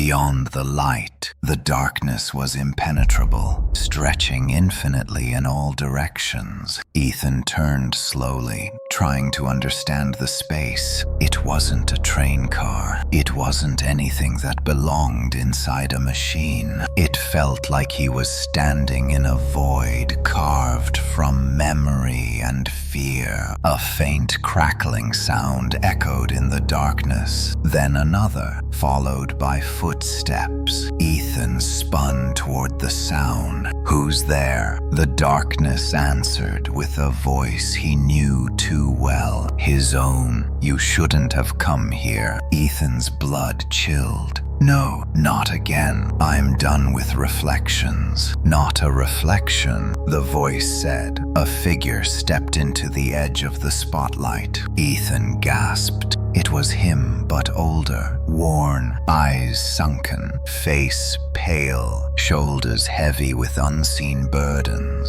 The older version stared at him with a mixture of pity and contempt. "You kept going," the older Ethan said quietly. "You ignored every warning, every sign. You think determination is strength, but sometimes it's just stupidity." Ethan clenched his fists. "You're not me, not anymore," the older version replied. "I'm what you become if you don't stop." The ground trembled subtly, as though agreeing. "What is this place?" Ethan demanded. "The terminal before the terminal," the older one said. "The place where the train offers a choice." "I don't want choices," Ethan muttered. "I want out." The older version stepped closer, stopping just short of the spotlight's edge. "If you leave the train now, you survive. You go home. Forget everything. Live your life." Ethan stared. "What? I can get off." "Yes." Older Ethan whispered. "The train is giving you mercy. There's an exit behind you. Go through it, and you'll wake up in Coldwater Station as if none of this ever happened." Ethan turned slowly. A simple metal door now stood behind him, glowing faintly. A normal door. Ordinary, human, freedom. For the first time since he boarded, the idea of escape felt real. He stepped toward it. The older version smirked. "Good. Walk away before Terminal Zero takes everything." Ethan reached for the door handle. Then he stopped. Something felt wrong. Too easy, too convenient, too merciful for a thing like this train. He looked back. The older version stiffened. "Don't question it." Ethan narrowed his eyes. "If I walk through that door, what happens to everyone else the train took?" Silence. "You don't care." Older Ethan said flatly. "It's not your problem. That's not who I am." Older Ethan's face twisted into something grotesque. "Angry, desperate. That's exactly who you are." The shadows surged behind him, writhing like a nest of serpents. His features contorted, arms lengthening unnaturally, spine cracking as his body twisted into a crooked shape. "You survive by abandoning everything," the creature screeched in Ethan's voice. Ethan stumbled back from the fake exit. "No," Ethan whispered. "I survive because I don't give up on myself." The creature lunged at him. Ethan dove out of the spotlight, rolling into the cold dark. The world vanished into pitch black. Only sound guided him, the pounding of his heart, the creature's twisted breathing, the echoing crunch of concrete beneath its claws. Something brushed past his face, long fingers scratching his cheek. He kept crawling, hands shaking, trying to find the edge of the void. Suddenly, the woman's voice echoed fondly. "Ethan, stand." He obeyed instinctively, scrambling to his feet. The spotlight snapped back on. The creature shrieked and stumbled into the light, its form melting, skin bubbling as if burned by the illumination. The older Ethan's face flickered in and out of existence, glitching like a corrupted image. Ethan steadied himself. "Enough," he said. "You're not my future. You're the train's lie." The creature howled, collapsing into a coil of black mist. The darkness rippled outward. The spotlight broadened, revealing something Ethan did not expect: a railway track. An old, rusted, impossible railway track stretching forward into the infinite void. Ethan stepped toward it cautiously, and as his foot touched the metal, the rails glowed blue. A deep rumbling filled the void. Then, from the endless dark ahead, Ethan heard a sound that made every hair on his body rise. A train horn, slow, mournful, ancient. The woman appeared beside him again, her pale face illuminated by the glow. "This is the original track," she whispered. "Before Terminal Zero, before the machine learned to hunger, only few ever reach this place." Ethan's voice trembled. "What happens now? You walk it," she said, "and you decide whether you remain yourself or become what the train wants you to be." Ethan stared into the darkness. The horn echoed again closer. The tracks vibrated beneath him. The woman stepped back, fading into shadow. "Choose carefully," she whispered, "because once Terminal Zero sees you, it never forgets." Ethan took a deep breath, stepped onto the glowing track, and walked forward as the ancient train roared toward him from the darkness. The glowing rails hummed under Ethan's feet as he stepped deeper into the void, each vibration crawling up his legs and settling in his spine. The air around him thickened, trembling with an unseen tension, like the entire world was holding its breath. Behind him, the darkness swallowed the crimson-lit doorway until it vanished completely, leaving only an infinite black expanse in its place. The ancient horn echoed again, closer, deeper, hungrier. Ethan clenched his fists and moved forward, one cautious step at a time, the cold blue glow of the rails guiding him. They stretched ahead like a path carved through oblivion. No ceiling, no walls, no horizon, only track and shadow. Then, a flicker, the glow beneath him surged, rippling outward. The void trembled, and something materialized. A station, not a real one, something older, spectral, half-formed. Wooden beams flickered into existence like glitching memories. A cracked sign hung crookedly from a rusted pole. Its painted letters were eroded beyond recognition, except for one word: Zero. Ethan whispered, "Terminal Zero."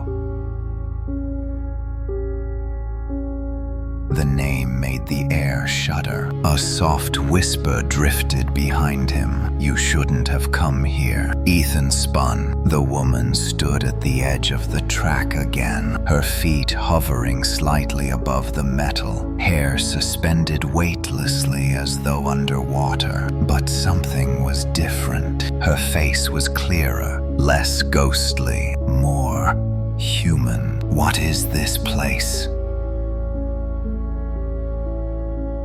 Ethan asked. Her answer was almost mournful. "The birthplace of the train. and the graveyard of those who reached too far. Ethan's stomach twisted. Why bring me here? You brought yourself. Her eyes darkened the moment you refused the exit. The train marked you. What does it want with me? Her voice dropped to a whisper. A successor. Ethan froze. No, he said. No, I'm not becoming anything for this train. You will be offered no more choices, she said. Only consequences. A sudden wind blasted through the void, howling across the track like a living storm. Ethan shielded his face. The wind carried voices, hundreds, thousands layered atop one another. Help me. Stay with us. Do not forget. Run. Accept it. We are still here. We are waiting. You belong. The woman stepped back into the shadows. It is arriving. The rails ignited with blinding blue light.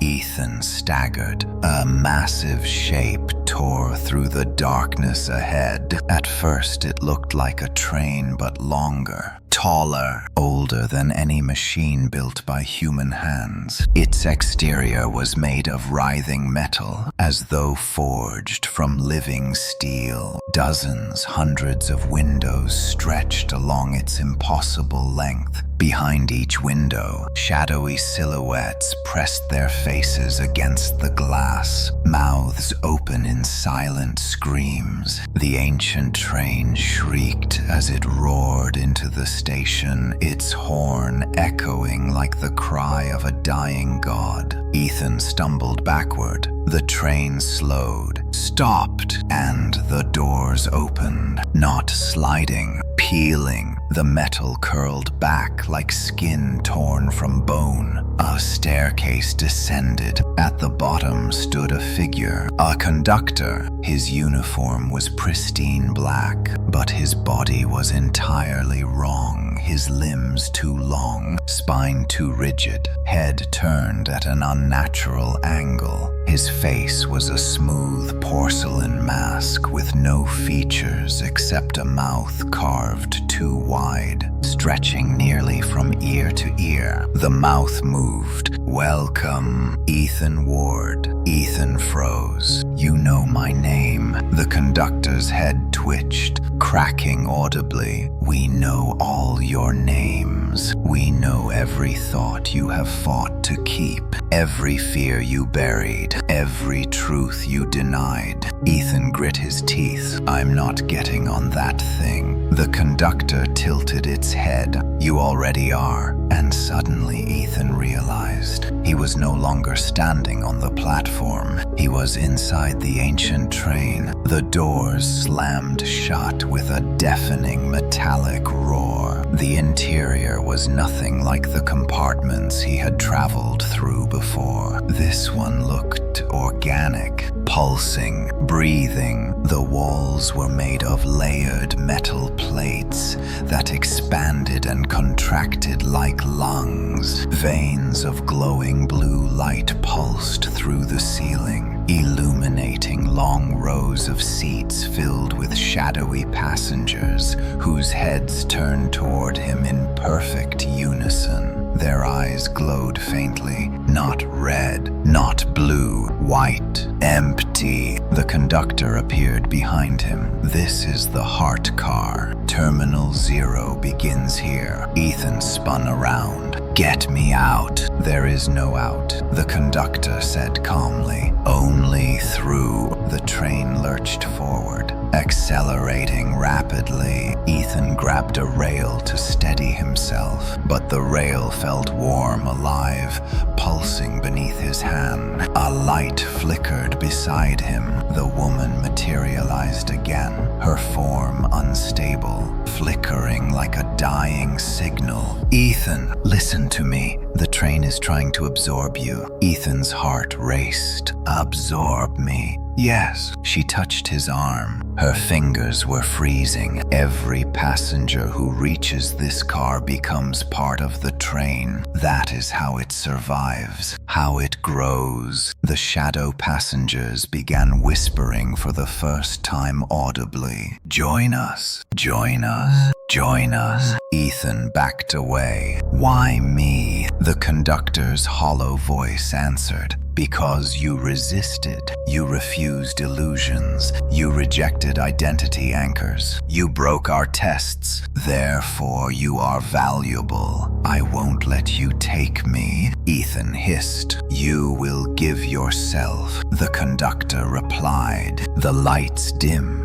The passengers rose from their seats, hundreds of them, shadows with faint human outlines, some tall, some small, some broken, some twisted, all drifting toward him with glowing white eyes. The woman grabbed his hand. Ethan, do not let them touch you. He stepped back, breathing hard. Tell me what to do. You fight your way to the core, she shouted, the center of the heart car. If you reach it, you might gain control just enough to escape.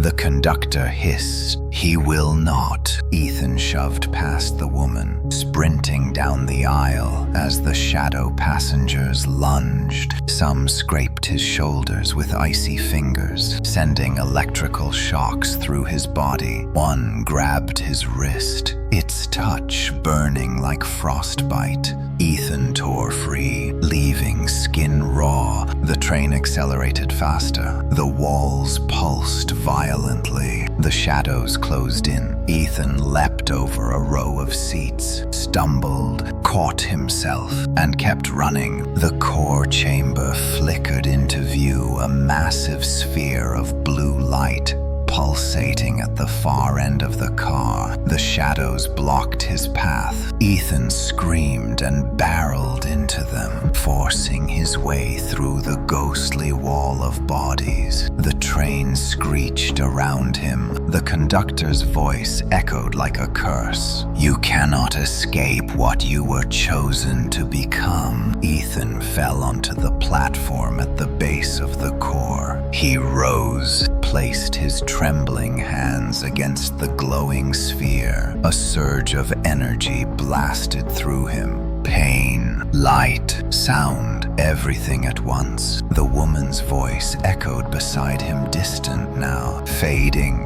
Hold on, Ethan. The train roared. The core exploded with blinding light, and the world vanished. Light returned slowly, as if reluctantly peeling itself back from the darkness that had swallowed Ethan whole. For several seconds, he couldn't see, he couldn't breathe. He wasn't sure he still existed. It felt like he was drifting through warm static, through a haze of electricity and memory braided together. Then sound, a low hum, mechanical, steady, alive. Ethan gasped and opened his eyes. He was lying on smooth metal, not the breathing, pulsing metal from the heart car. This was cold, still dead. He pushed himself up, arms shaking, vision swimming as he tried to understand where he was. The space around him was small, too small. A narrow corridor with walls made of interlocking steel plates. The lighting was dim, the color of old fluorescent bulbs. He whispered, "Where am I?" The train answered with a soft, distant groan. Ethan forced himself to stand. Every muscle throbbed with electric pain, as though the core's energy had rewired something inside him. He staggered forward, one hand sliding along the cold metal wall for balance. The corridor stretched endlessly ahead. No doors, no markings, no windows, only steel. And then a drop of water hit his cheek. He stopped. Another drop landed on his shoulder. He slowly lifted his gaze.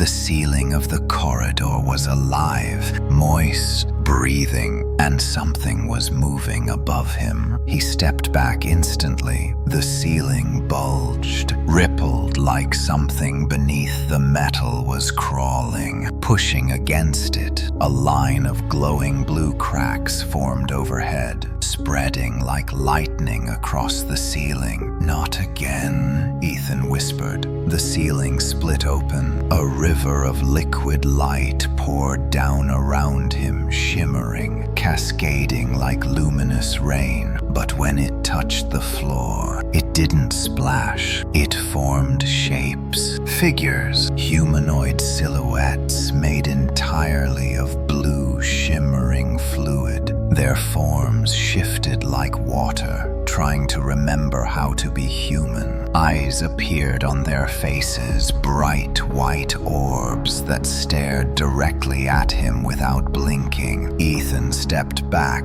"Stay away."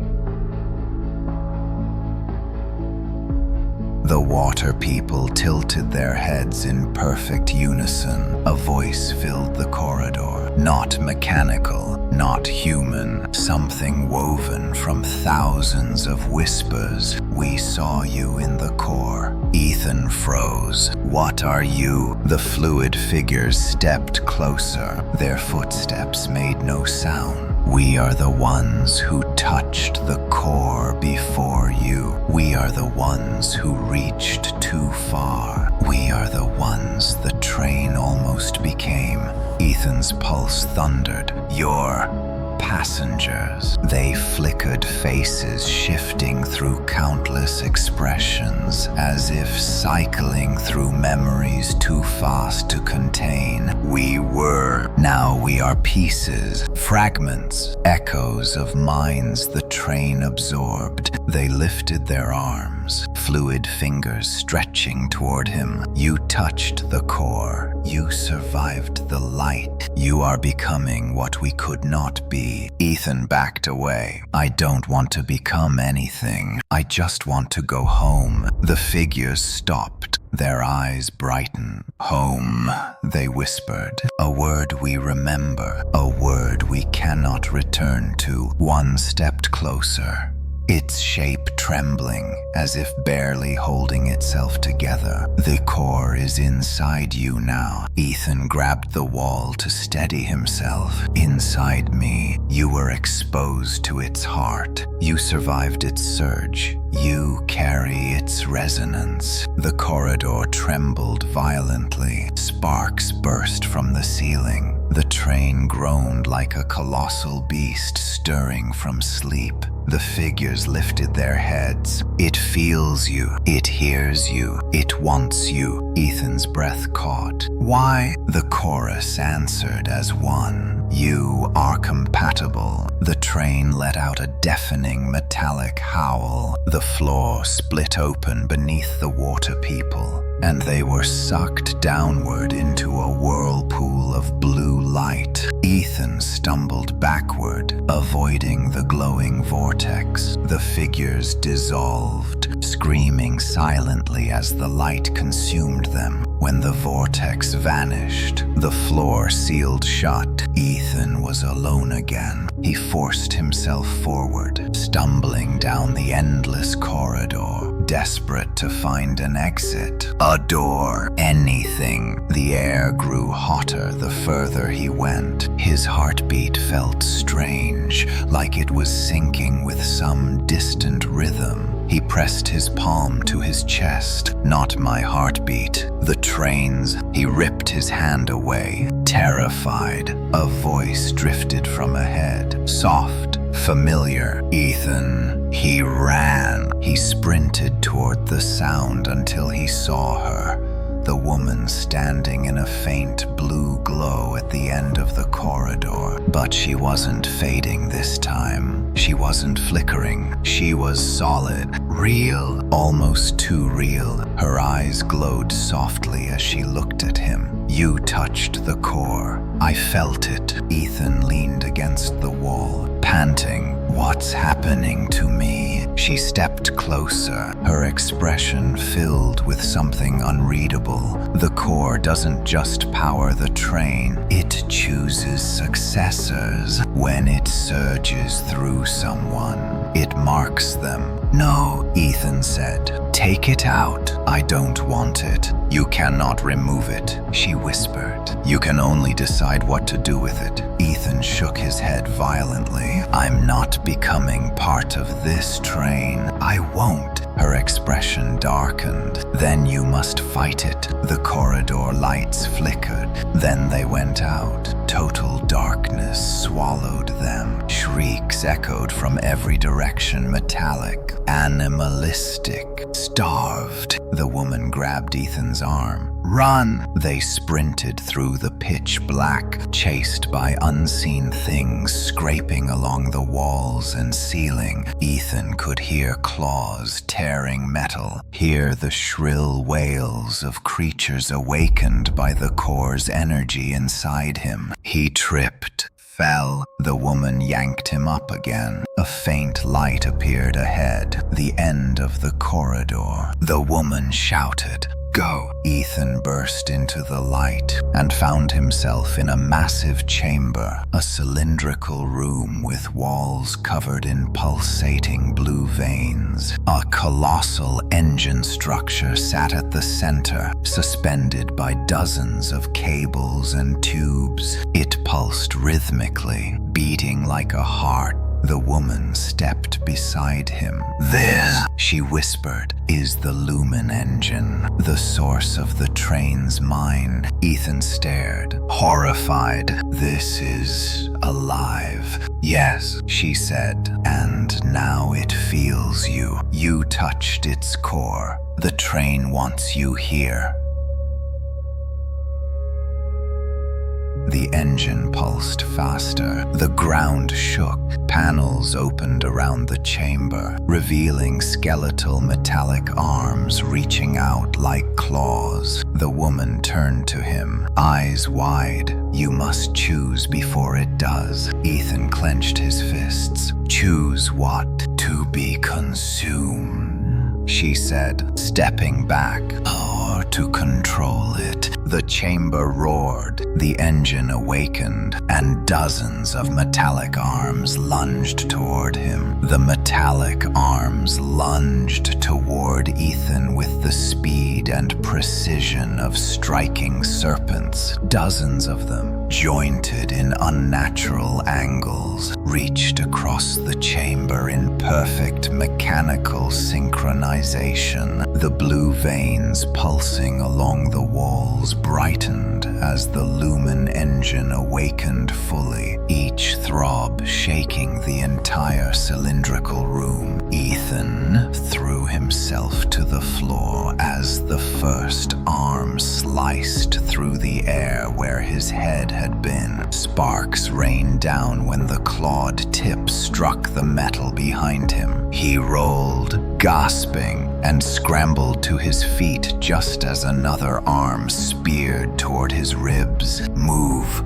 the woman shouted, her voice cut through the chaos like a blade. Ethan ducked beneath a sweeping metal limb and sprinted toward her. The ground trembled violently beneath him as more arms unfurled from hidden compartments, each one scanning, reaching, hunting. "This thing wants to kill me," Ethan yelled. "No," she said, eyes wide. "It wants to claim you. That's worse." The woman grabbed his wrist and pulled him behind a thick support column.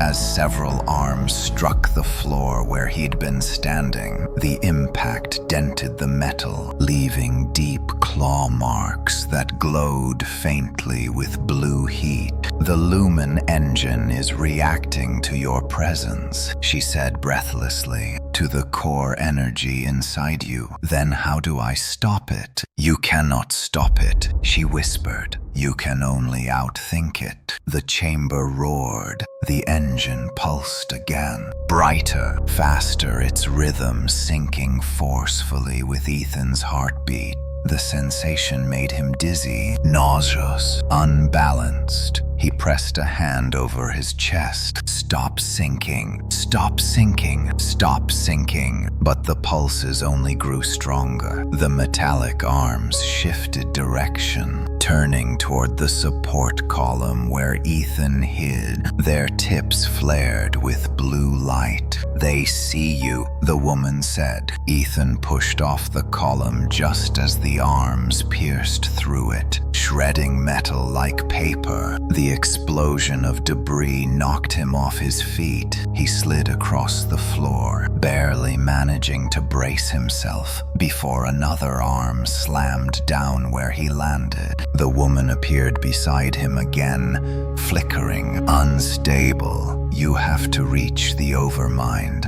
The what? She pointed upward. Ethan followed her gaze. Suspended above the Lumen engine, wrapped in an intricate network of wires and cables, was a massive sphere far larger than the core chamber. Its surface was covered in swirling patterns of light, constantly shifting, constantly rewriting themselves like living code. That is the overmind, she said. The train's consciousness, the source of every illusion, every test, every nightmare. And how do I get up there? Climb! Ethan stared at her. Through the swarm of metal arms trying to stab me, you touched the core. She said softly, you survived its surge. You can survive this. A metallic shriek echoed above them as the arms retracted for a half-second, preparing for a synchronized strike. The woman's eyes widened. Run now. Ethan bolted. He sprinted across the chamber, dodging mechanical limbs that crashed down like thunderbolts. The cables connected to the walls whipped violently as the engine's energy surged through them. Ethan leapt over one, ducked under another, and rolled across the platform, landing hard near the base of the engine. A vertical ladder extended upward, connecting the platform to the overmind chamber. Ethan grabbed the first rung. It burned. Ah! He pulled his hand back. The metal glowed faintly with residual heat. The woman appeared beside him. It will hurt. Keep climbing. He grit his teeth. This is insane. You must reach the overmind before the engine decides you are no longer necessary. That sounds like a nice way of saying, before it kills me. Another synchronized strike from the arms slammed into the floor behind him. Climb, she screamed. He did, one rung at a time. The heat was unbearable at first. The metal seared into his palms, but the core energy inside his chest pulsed in response, numbing the pain just enough for him to keep going. He ascended the ladder, muscles burning, breaths ragged. Halfway up, the arms changed strategy. They began climbing too. Metallic limbs stabbed into the walls, hauling themselves upward like monstrous spiders. Ethan's pulse skyrocketed. The woman shouted from below, "They're coming for your mind. Keep going." Ethan climbed faster. Arm joints rotated unnaturally as the limbs reached upward, claws stretching toward his ankles. He pulled himself up, body shaking violently. The overmind chamber glowed above him, beautiful and terrifying. 3 more rungs. 2 more. 1. A metallic claw latched onto his boot. Ethan screamed silently. Kicking wildly, the claw dragged him downward, scraping him against the ladder. The engine's pulses intensified, rattling him to his bones. He kicked again, harder. The claw cracked. A surge of blue energy burst from Ethan's chest. blasting through his leg like lightning. The claw disintegrated, exploding into fragments of glowing metal. Ethan gasped. What was that? The woman's voice echoed from below. The core. It is defending itself. He didn't hesitate. He climbed the final rung and threw himself onto the overmined platform. The metallic arms recoiled instantly. As if forbidden from entering this space, they retreated into the chamber below, leaving Ethan trembling on the glowing surface. The overmind loomed before him, a sphere larger than a house, suspended by cables thick as tree trunks. Its surface rippled continuously with living light, shifting through patterns that looked like circuitry and veins at the same time. Ethan approached cautiously. The sphere responded to him. A circular section in the center unfurled,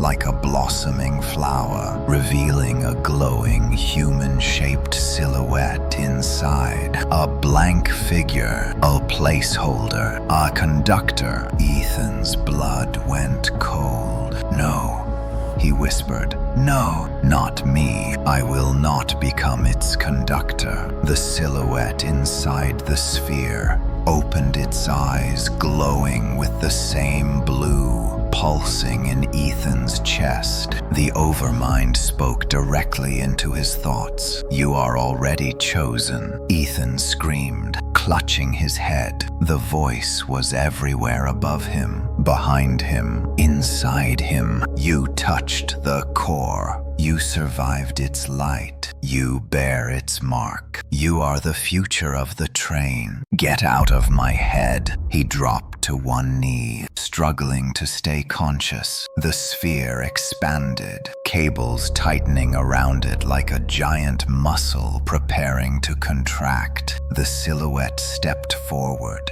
its hand pressed against the inside of the sphere. Ethan backed away, horrified. The woman appeared beside him again, kneeling as if out of breath. Something he'd never seen from her. You have to resist, she said, voice trembling. If you accept its call, even for a second, you will become the Overmind's new host. I'm trying, Ethan shouted. But it's inside my head. She grabbed his shoulders, then push it out. How? Her voice cracked. Remember something the train cannot use, something it cannot corrupt, something that belongs only to you. Ethan closed his eyes. The Overmind's voice roared. Submit, become, evolve. You are ours. Ethan fought the agonizing pressure crushing his mind, searching for a memory untouched by fear or manipulation. He found one. A simple moment, him and his sister on a rooftop in Coldwater City, watching fireworks. A night when nothing hurt, when nothing chased him, when nothing was broken. The memory pulsed through him, warm, pure, untainted. The Overmind reeled. Unacceptable memory does not fit pattern. Revise.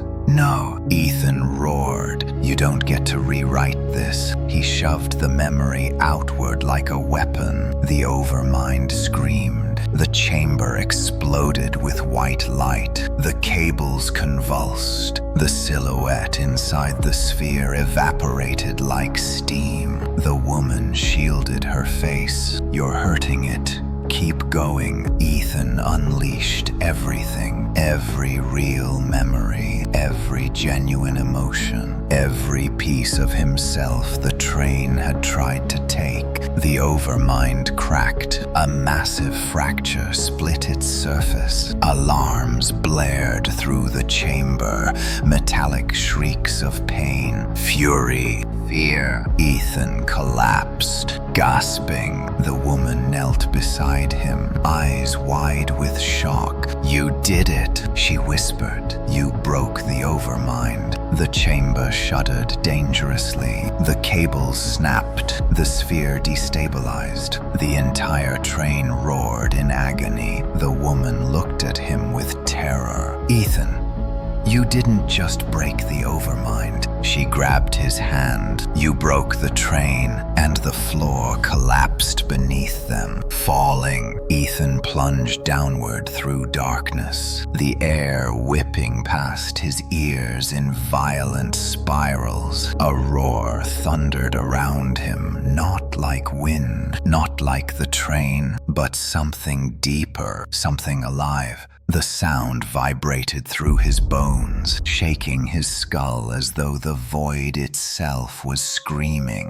He tried to reach for something, anything, but his hands grasped only empty air. Then, impact! He hit a surface with bone-rattling force, rolling across uneven metal before coming to a stop. Pain fired across his body in hot flashes. He gasped, blinking rapidly until the world around him steadied. He lay on a metal grate suspended above an abyss. The grate stretched far in every direction, held up by massive chains that disappeared into the blackness above. Beneath the grate, nothing, a bottomless void. Tendrils of blue light swirled in the depths, twisting like restless spirits. A soft groan escaped his lips. He pushed himself up slowly, wincing. The woman landed beside him, silent as ever. She stood tall despite the fall, though her form flickered uncontrollably, as if struggling to remain cohesive. "You broke the overmind," she whispered, voice trembling.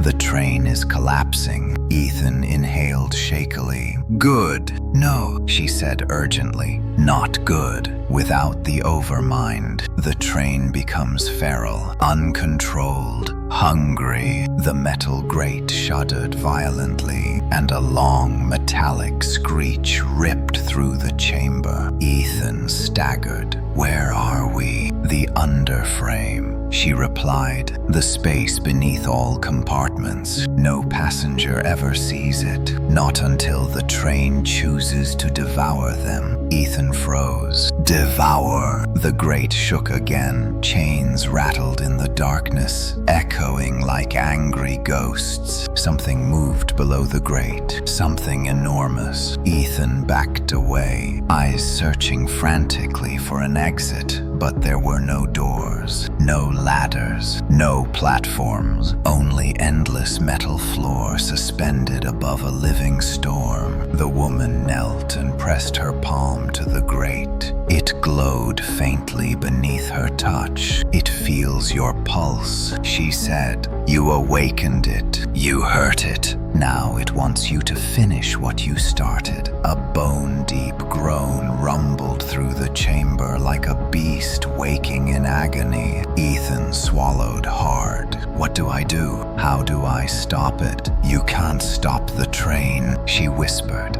"but you might redirect it." The grate groaned again. Metal warped. A massive shape emerged from the darkness below, rising like a mountain of living steel. Ethan stumbled back in horror as the creature revealed itself. A colossal mechanical centipede made of interlocking train parts. Its body rippled with thousands of legs made from twisted rails. Car-sized mandibles opened and closed with the screech of tearing metal. Its eyes, if they were eyes, glowed with furious white fire. The woman whispered, "The devourer." Ethan couldn't move. The creature surged upward, its enormous form coiling beneath the grate, staring directly at him with burning, soulless hunger. The devourer shrieked. Ethan fell to his knees. covering his ears. The sound pierced his skull like vibrating needles. The grate cracked beneath him. The creature lunged. Metal legs stabbed through the grate inches from his foot.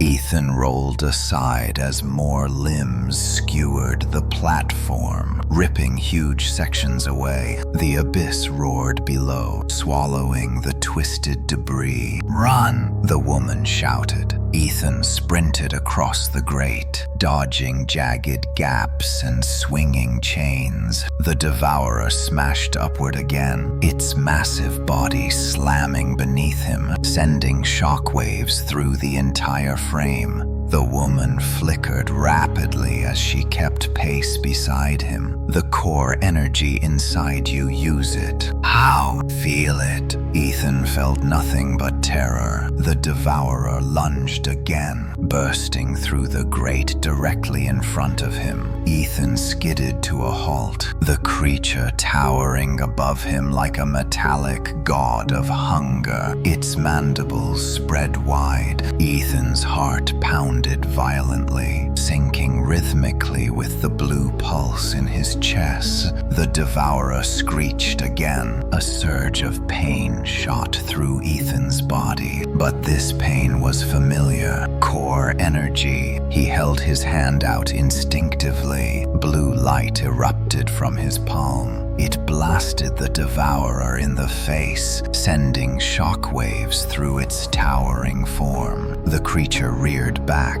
shrieking in rage. Ethan stared at his glowing hand, breath trembling. "I can't control this." "You can," the woman insisted. "You must." The creature lunged again, faster this time. Ethan dodged barely in time as the devourer's mandibles slammed into the grate, ripping up an entire section of metal. Chains snapped overhead, whipping wildly in all directions. He ran again. The grate ahead sloped upward, forming a narrow catwalk. Ethan sprinted onto it just as the devourer slammed its body through the lower platform, tearing it apart in a shrieking storm of metal. Ethan climbed higher until he reached a massive vertical pillar pulsing with blue light. "The conduit," the woman cried. "It connects every part of the train." The pillar hummed with power, and Ethan felt his core surge in response. The devourer climbed after him, spiraling up the pillar like a monstrous serpent. "Ethan," the woman shouted, "if you overload the conduit, it might stop the devourer." Ethan touched the pillar. Blue energy surged into him.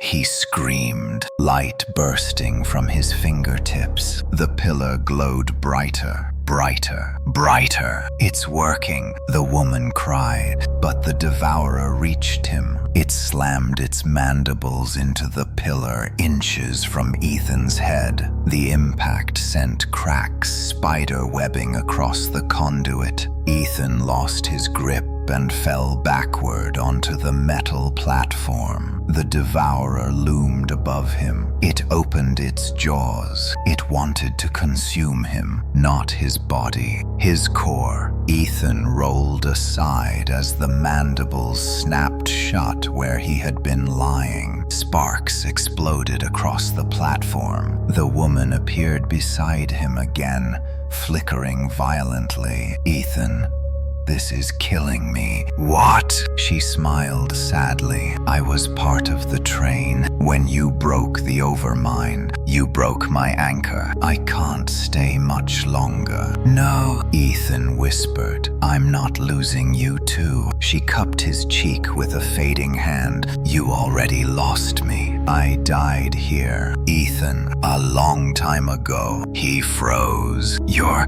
a ghost, a memory the train tried to digest," she said softly, "but you kept giving me form. Your mind made me whole again." The devourer shrieked. The pillar cracked further. The entire underframe trembled. The woman pointed to the conduit. "Overload it, all of it. before the train fully awakens. Ethan stood, pressed his hands to the glowing pillar. The devourer charged. Ethan screamed and unleashed everything. Blue light erupted from him, surging into the conduit with explosive force. The pillar ignited, cracks splitting open as blinding energy poured out. The devourer lunged. The conduit detonated. A tidal wave of radiant blue energy consumed everything. Ethan shielded his face. Metal melted. Chains snapped. The devourer shrieked in agony, its entire body unraveling into fragments of burning steel. The underframe collapsed. The woman cried out as her form disintegrated into shimmering particles. Ethan,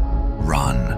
The floor gave way. Ethan fell downward into more darkness. But he was not unconscious. He was awake, falling towards something waiting, something worse. Terminal 0. Ethan fell through darkness that churned like liquid smoke, spiraling down a tunnel that felt alive. Watching him, memorizing him, his body twisted helplessly as the void swallowed him whole. No wind, no sound. No gravity, only the sensation of sinking through something thick and cold, like ink. Then he stopped, not with an impact, not gently either. He simply stopped existing in motion. His feet touched solid ground. The darkness peeled away like receding fog. Ethan staggered forward, breath sharp in his lungs. The floor beneath him was smooth white marble, cracked with glowing blue veins that pulsed in rhythm with his heartbeat or the train's. He couldn't tell anymore. He looked up and froze. He stood inside a colossal cathedral-like chamber. Arches taller than skyscrapers curved overhead, interwoven with skeletal metal beams and braided cables. The walls were carved with symbols, shifting and rewiring in real time, as though trying to communicate in a language meant for machines. At the far end of the chamber stood a doorway, not a normal one, a towering arch of solid obsidian, veined with glowing crimson, pulsing like a beating wound. Above it, carved into the stone, one word flickered: Terminal 0. Ethan exhaled shakily. I finally reached it. A voice echoed behind him. No, Ethan, Terminal 0 reached you. He spun. The woman appeared this time, almost fully corporeal. Her form no longer flickering, her face no longer blurred. She looked alive, real, more real than at any moment before. Ethan stared. How? Why do you look clearer? She stepped closer. Because the overmind's destruction freed me from its grip. I am no longer bound to be half memory, half shadow. You're human. A sad smile touched her lips. Ethan's breath caught. What is Terminal 0? What happens here? Her gaze drifted to the obsidian arch. This is where the train decides what becomes of you. It is the chamber of endings and beginnings. Every passenger who survives the train's tests arrives here, changed, marked, selected. I'm not becoming part of this thing, Ethan said. Her eyes darkened. You touched the core. You altered the train. Even now, it feels you. You are no longer prey.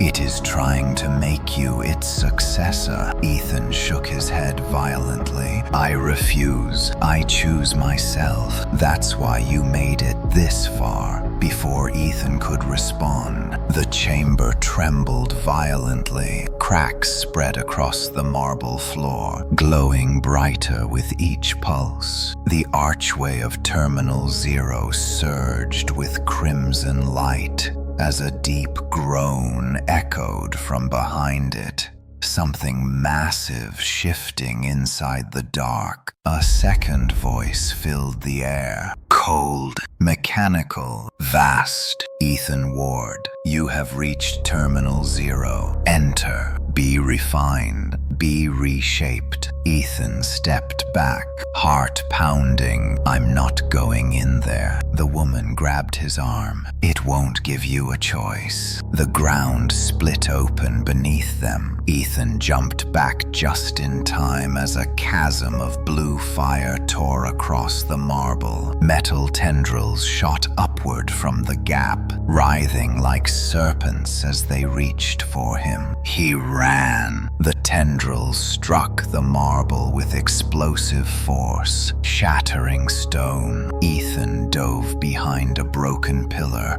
as metallic limbs clawed toward him from every angle. The woman materialized beside him again. The train is unstable. Without the overmind, it cannot control Terminal Zero's awakening. Great, so it's dying and trying to take me with it. Not dying, she whispered. Evolving. The archway pulsed violently, and the obsidian door cracked open. A rush of icy wind blasted through the chamber, howling with 1,000 voices crying, begging, whispering his name. The woman's face paled. It's opening. A faint light seeped from the widening crack. Cold, cerulean. Unnatural shapes moved within it, human shapes, dozens of them. Ethan stepped backward as silhouettes spilled from the crack figures in tattered clothes, their bodies translucent, their faces warped by agony. They were passengers, lost passengers. Ethan whispered, "These are the ones it took." The woman nodded solemnly. Their minds were eaten, their bodies consumed, but their remnants remain here. The ghosts approached him, whispering in broken, disjointed voices. "Help us," he remembers. "Do not fail. Choose differently. Do not become." Their icy hands reached for him, but not to harm, to plead. Ethan's chest tightened.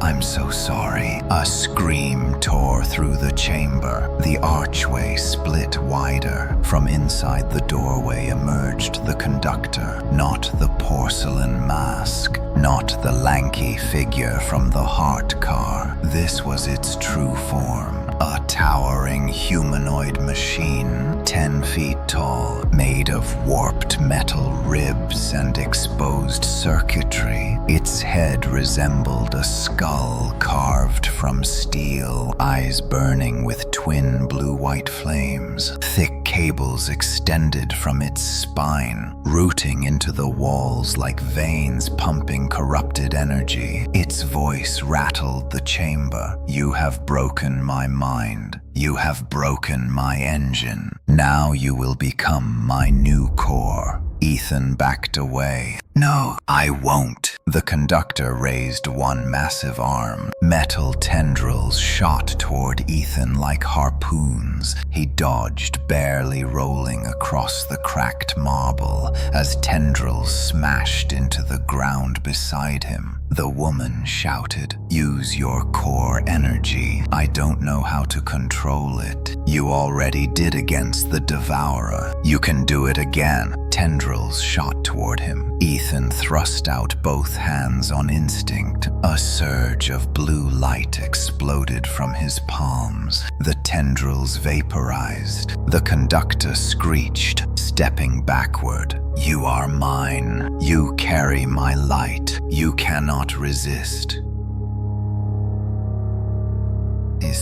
The glow in Ethan's chest intensified, searing through his ribs. The pain was overwhelming, his vision blurred. He fell to his knees, clutching his chest. "It's pulling me." The woman rushed to his side, grabbing his face with both hands. "Ethan, listen to me." Her eyes real, human, desperate, locked with his. "You can't fight the train's power with fear. You must fight with the one thing it cannot consume." "What?" he gasped. "Your will." The conductor roared and charged. Ethan rose. The ground trembled. The archway pulled. The ghosts screamed. The woman shouted, "Choose who you are. Ethan, choose now." He steadied his breath, spread his feet, raised his hands. The conductor lunged. Ethan unleashed everything. Blue energy erupted from him, brighter, fiercer, purer than ever. It wasn't rage. It wasn't fear. It wasn't desperation. It was identity. His. The blast collided with the conductor like a meteor strike. Metal shards exploded across the chamber. The machine dropped to one knee, snarling with glitching static. "You are not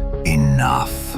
Ethan's voice thundered back. "I am not your core." He pushed harder. The conductor cracked. Its metal plating split open, revealing a writhing mass of blue fire inside a stolen core, pulsing with corrupted energy. The conductor shrieked. The chamber walls shattered. The marble floor tore apart. The obsidian arch collapsed. The blast ripped everything away. Stone, metal, ghosts, light, sound, and Ethan was consumed by radiance, falling again. But this time, he wasn't alone. The woman fell beside him, reaching for his hand. He grabbed hers, and together they fell toward the final truth of Terminal Zero. There was no impact this time. Ethan drifted through the radiant void as though gravity had forgotten him. Light, cold blue, then warm gold, then something colorless spiraled around his body like threads of memory unraveling from his skin. The woman's hand remained tightly in his, though her form flickered erratically, dissolving at the edges like mist swallowed by dawn. They were falling, but also floating, falling into something, or being delivered. A distant hum slowly grew louder, deep,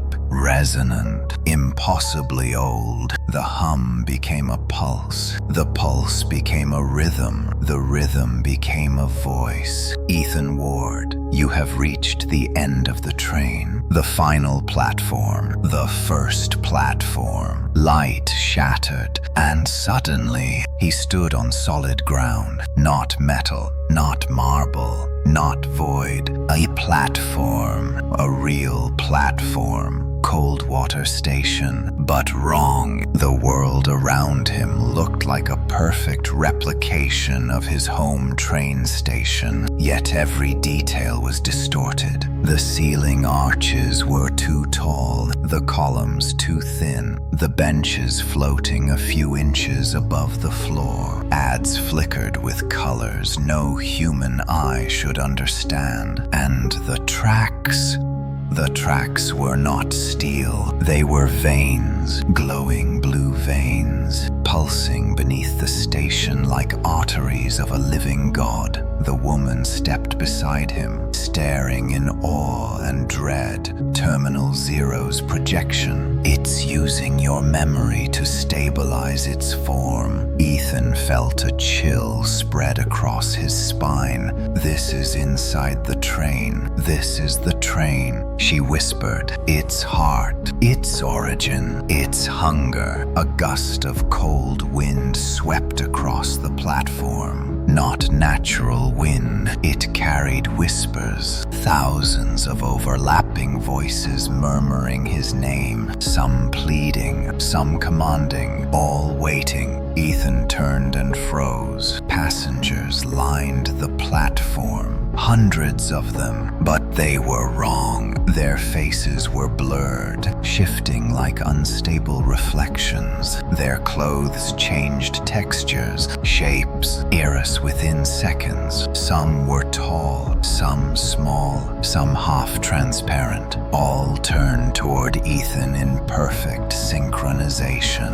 and they bowed. Ethan stumbled back. What is this? The woman's voice trembled. These are the imprints, echoes of every passenger the train has ever taken. They recognize the core's light inside you. They think you are their new conductor. I'm not, Ethan said firmly. I won't be. The platform trembled. A chasm ripped open along the glowing vein tracks, and something colossal began rising from the depths. A train, but not the one Ethan had ridden. This one looked ancient, older than machines, older than civilization. Its body was made of blackened bone fused with steel, its windows hollow eye sockets filled with swirling blue flame. The wheels didn't touch the tracks. Instead, they hovered, rotating slowly above the glowing veins. The engine exhaled a plume of radiant smoke that twisted into screaming faces before dissolving into the air. The woman stepped closer to Ethan, gripping his sleeve.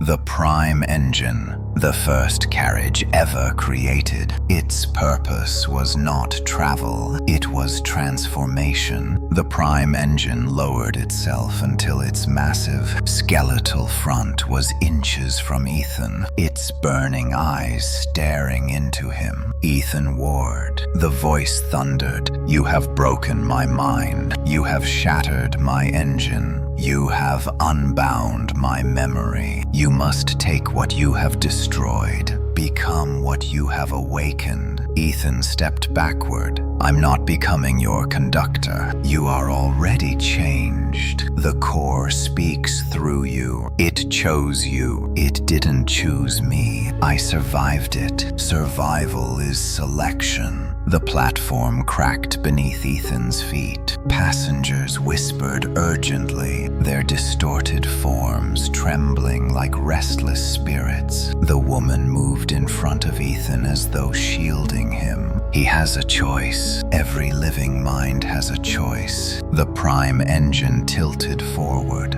its metallic bones groaning. No, choice is a human concept. You are not fully human now. Ethan pressed a hand to his chest. The core energy throbbed inside him stronger than ever. It felt like a living heartbeat layered atop his own, trying to sync with his mind, trying to merge. He gritted his teeth. "Get out of me. You cannot remove me. You can only accept or be erased." The temperature dropped sharply. Frost formed across the platform, climbing the pillars like crystalline vines. The air grew thin. Breath escaped Ethan's mouth in white clouds. The passengers backed away slowly, terrified. The woman looked up at him, her expression soft, sorrowful. "Ethan, there is one way out, but it is dangerous. Tell me you can resist the core only by overwriting it. With what? Your identity, your will, your truth." Her fingers laced into his. "The train can only consume what you abandon." A blinding beam of blue fire erupted from the prime engine, aiming directly at Ethan. He reacted instinctively. His chest exploded with light, creating a shield of pure blue energy that deflected the blast. The ground beneath him cracked, steam rising where the two forces collided. collided. The woman shouted over the roar, "Ethan, you must decide who you are." The prime engine's voice shook the air. "You are the core. You are the train. You are mine." Ethan pushed back harder, roaring as the light surged from him. "I am Ethan Ward." The prime engine recoiled. The voices of the passengers rose in a storm of whispers. Ethan's shield strengthened. He stepped forward, then another step. The prime engine shrieked, "Stop! Stop! Stop! You do not own me." He thrust both palms forward. A torrent of radiant blue fire erupted from him, slamming into the prime engine with meteoric force. The skeletal train screeched as its bones cracked, splitting down the center. Blue fire leaked from the wounds like molten memory. The woman lifted her hand toward him, her eyes glowing. "Ethan, now, push it all out." He released everything, every emotion, every fear, every memory, every reason he had to live, every truth that made him human. The core inside him screamed. Then it shattered. A shockwave of light tore through Terminal Zero. The prime engine exploded into a cyclone of burning metal and shrieking ghosts. The passengers dissolved into sparks of memory. The platform split apart and fell into the glowing abyss below. The woman screamed as the world tore open around them. Ethan reached for her. She reached back.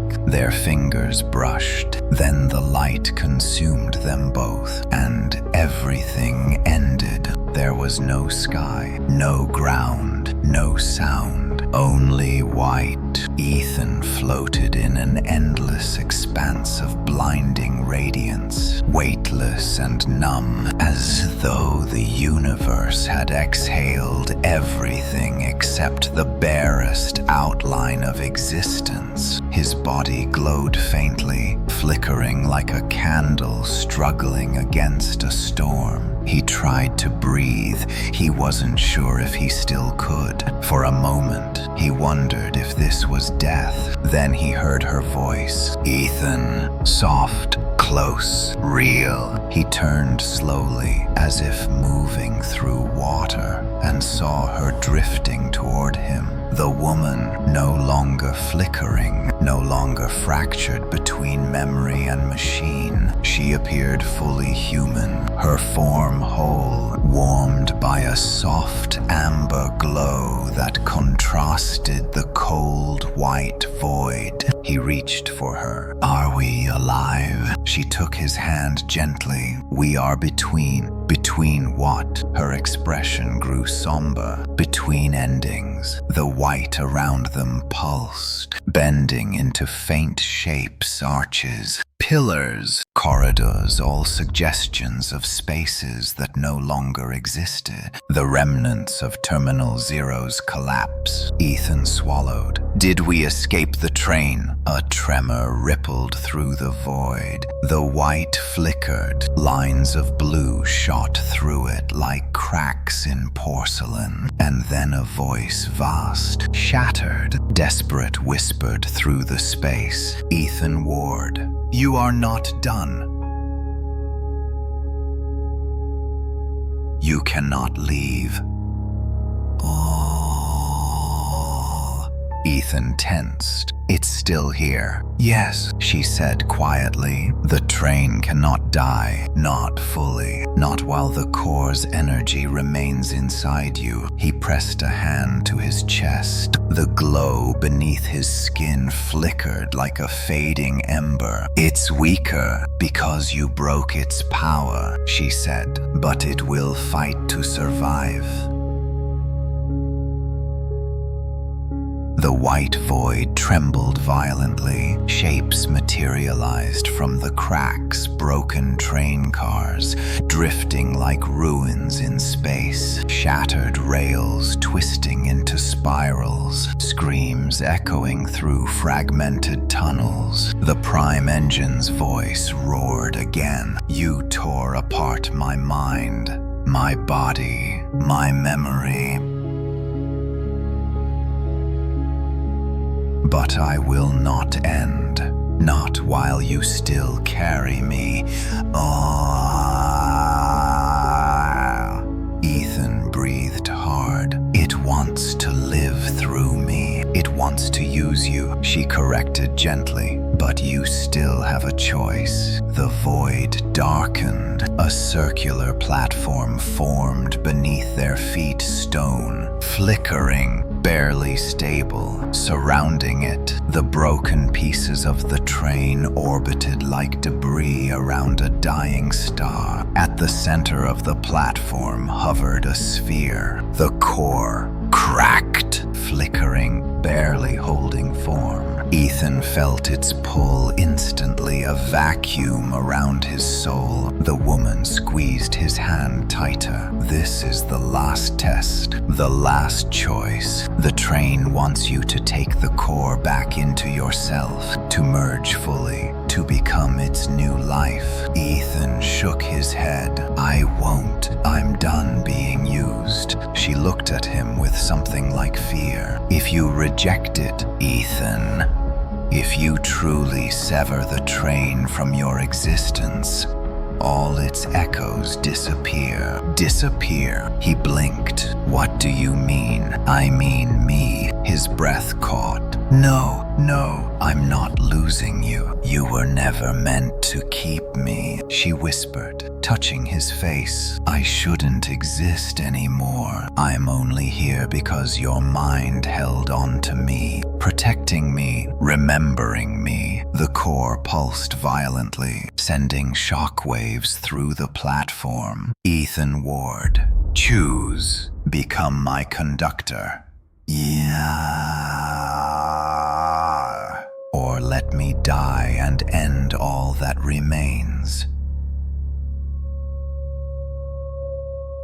The woman stepped back, tears shimmering in her eyes. If the core breaks, everything tied to it breaks too. All its illusions, all its memories, including me. Ethan felt his throat tighten. There has to be another way. There isn't, she said tenderly. You saved me once, but you can't save me from what I am. The core rose higher, glowing fiercely. Join, merge, or destroy.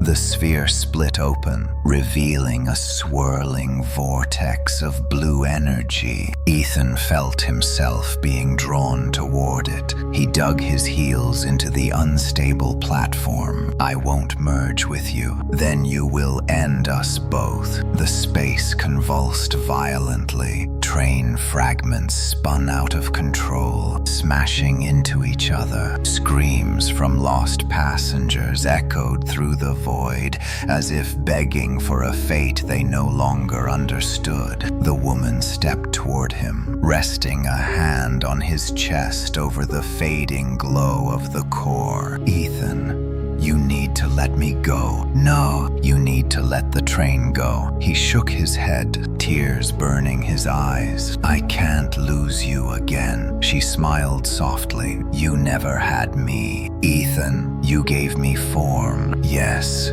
But my life ended long before you arrived. What you've seen is only what your heart built to guide you. That doesn't make you less real. It makes me your courage. The platform cracked beneath them. Ethan stumbled forward, almost falling into the void. The woman steadied him one last time. I'm proud of you, she whispered. Now finish what you started. Ethan clenched his fists. He stepped toward the core. The vortex howled, pulling at his clothes, his skin, his soul. He raised his hands. The core shrieked as though sensing his intention. "No, you are mine.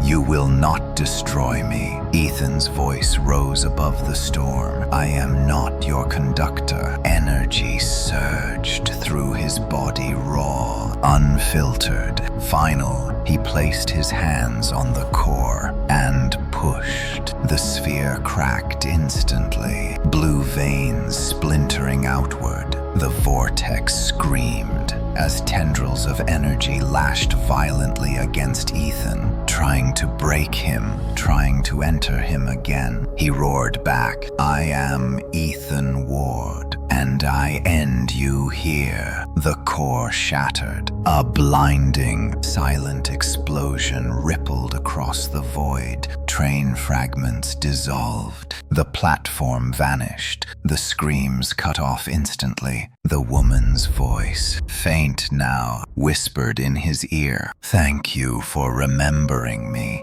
Ethan spun, reaching blindly. "No, don't go, please." But she was fading, her outline dissolving into soft golden particles. He watched helplessly as the last of her drifted away into the glowing void. The light dimmed, darkness returned, then a breeze, a smell. Concrete, city air. Ethan opened his eyes. He stood at Coldwater Station, the real one. Crowds bustled past, alive and unaware. The world looked painfully normal. Ethan staggered, gripping a pillar for balance. The core's glow was gone. The train's pull was gone. She was gone. A gentle voice spoke nearby. "Sir, are you okay?" Ethan looked up. A station attendant approached, concerned. He opened his mouth. For a moment, he didn't know what to say. Then he whispered, "I got off at the last stop." He walked into the night air free. Behind him, the station lights flickered once, only once, like a final goodbye. The story ends here. Thank you for watching and listening to the whole story. Please subscribe to the channel and turn on the bell to listen to the next stories.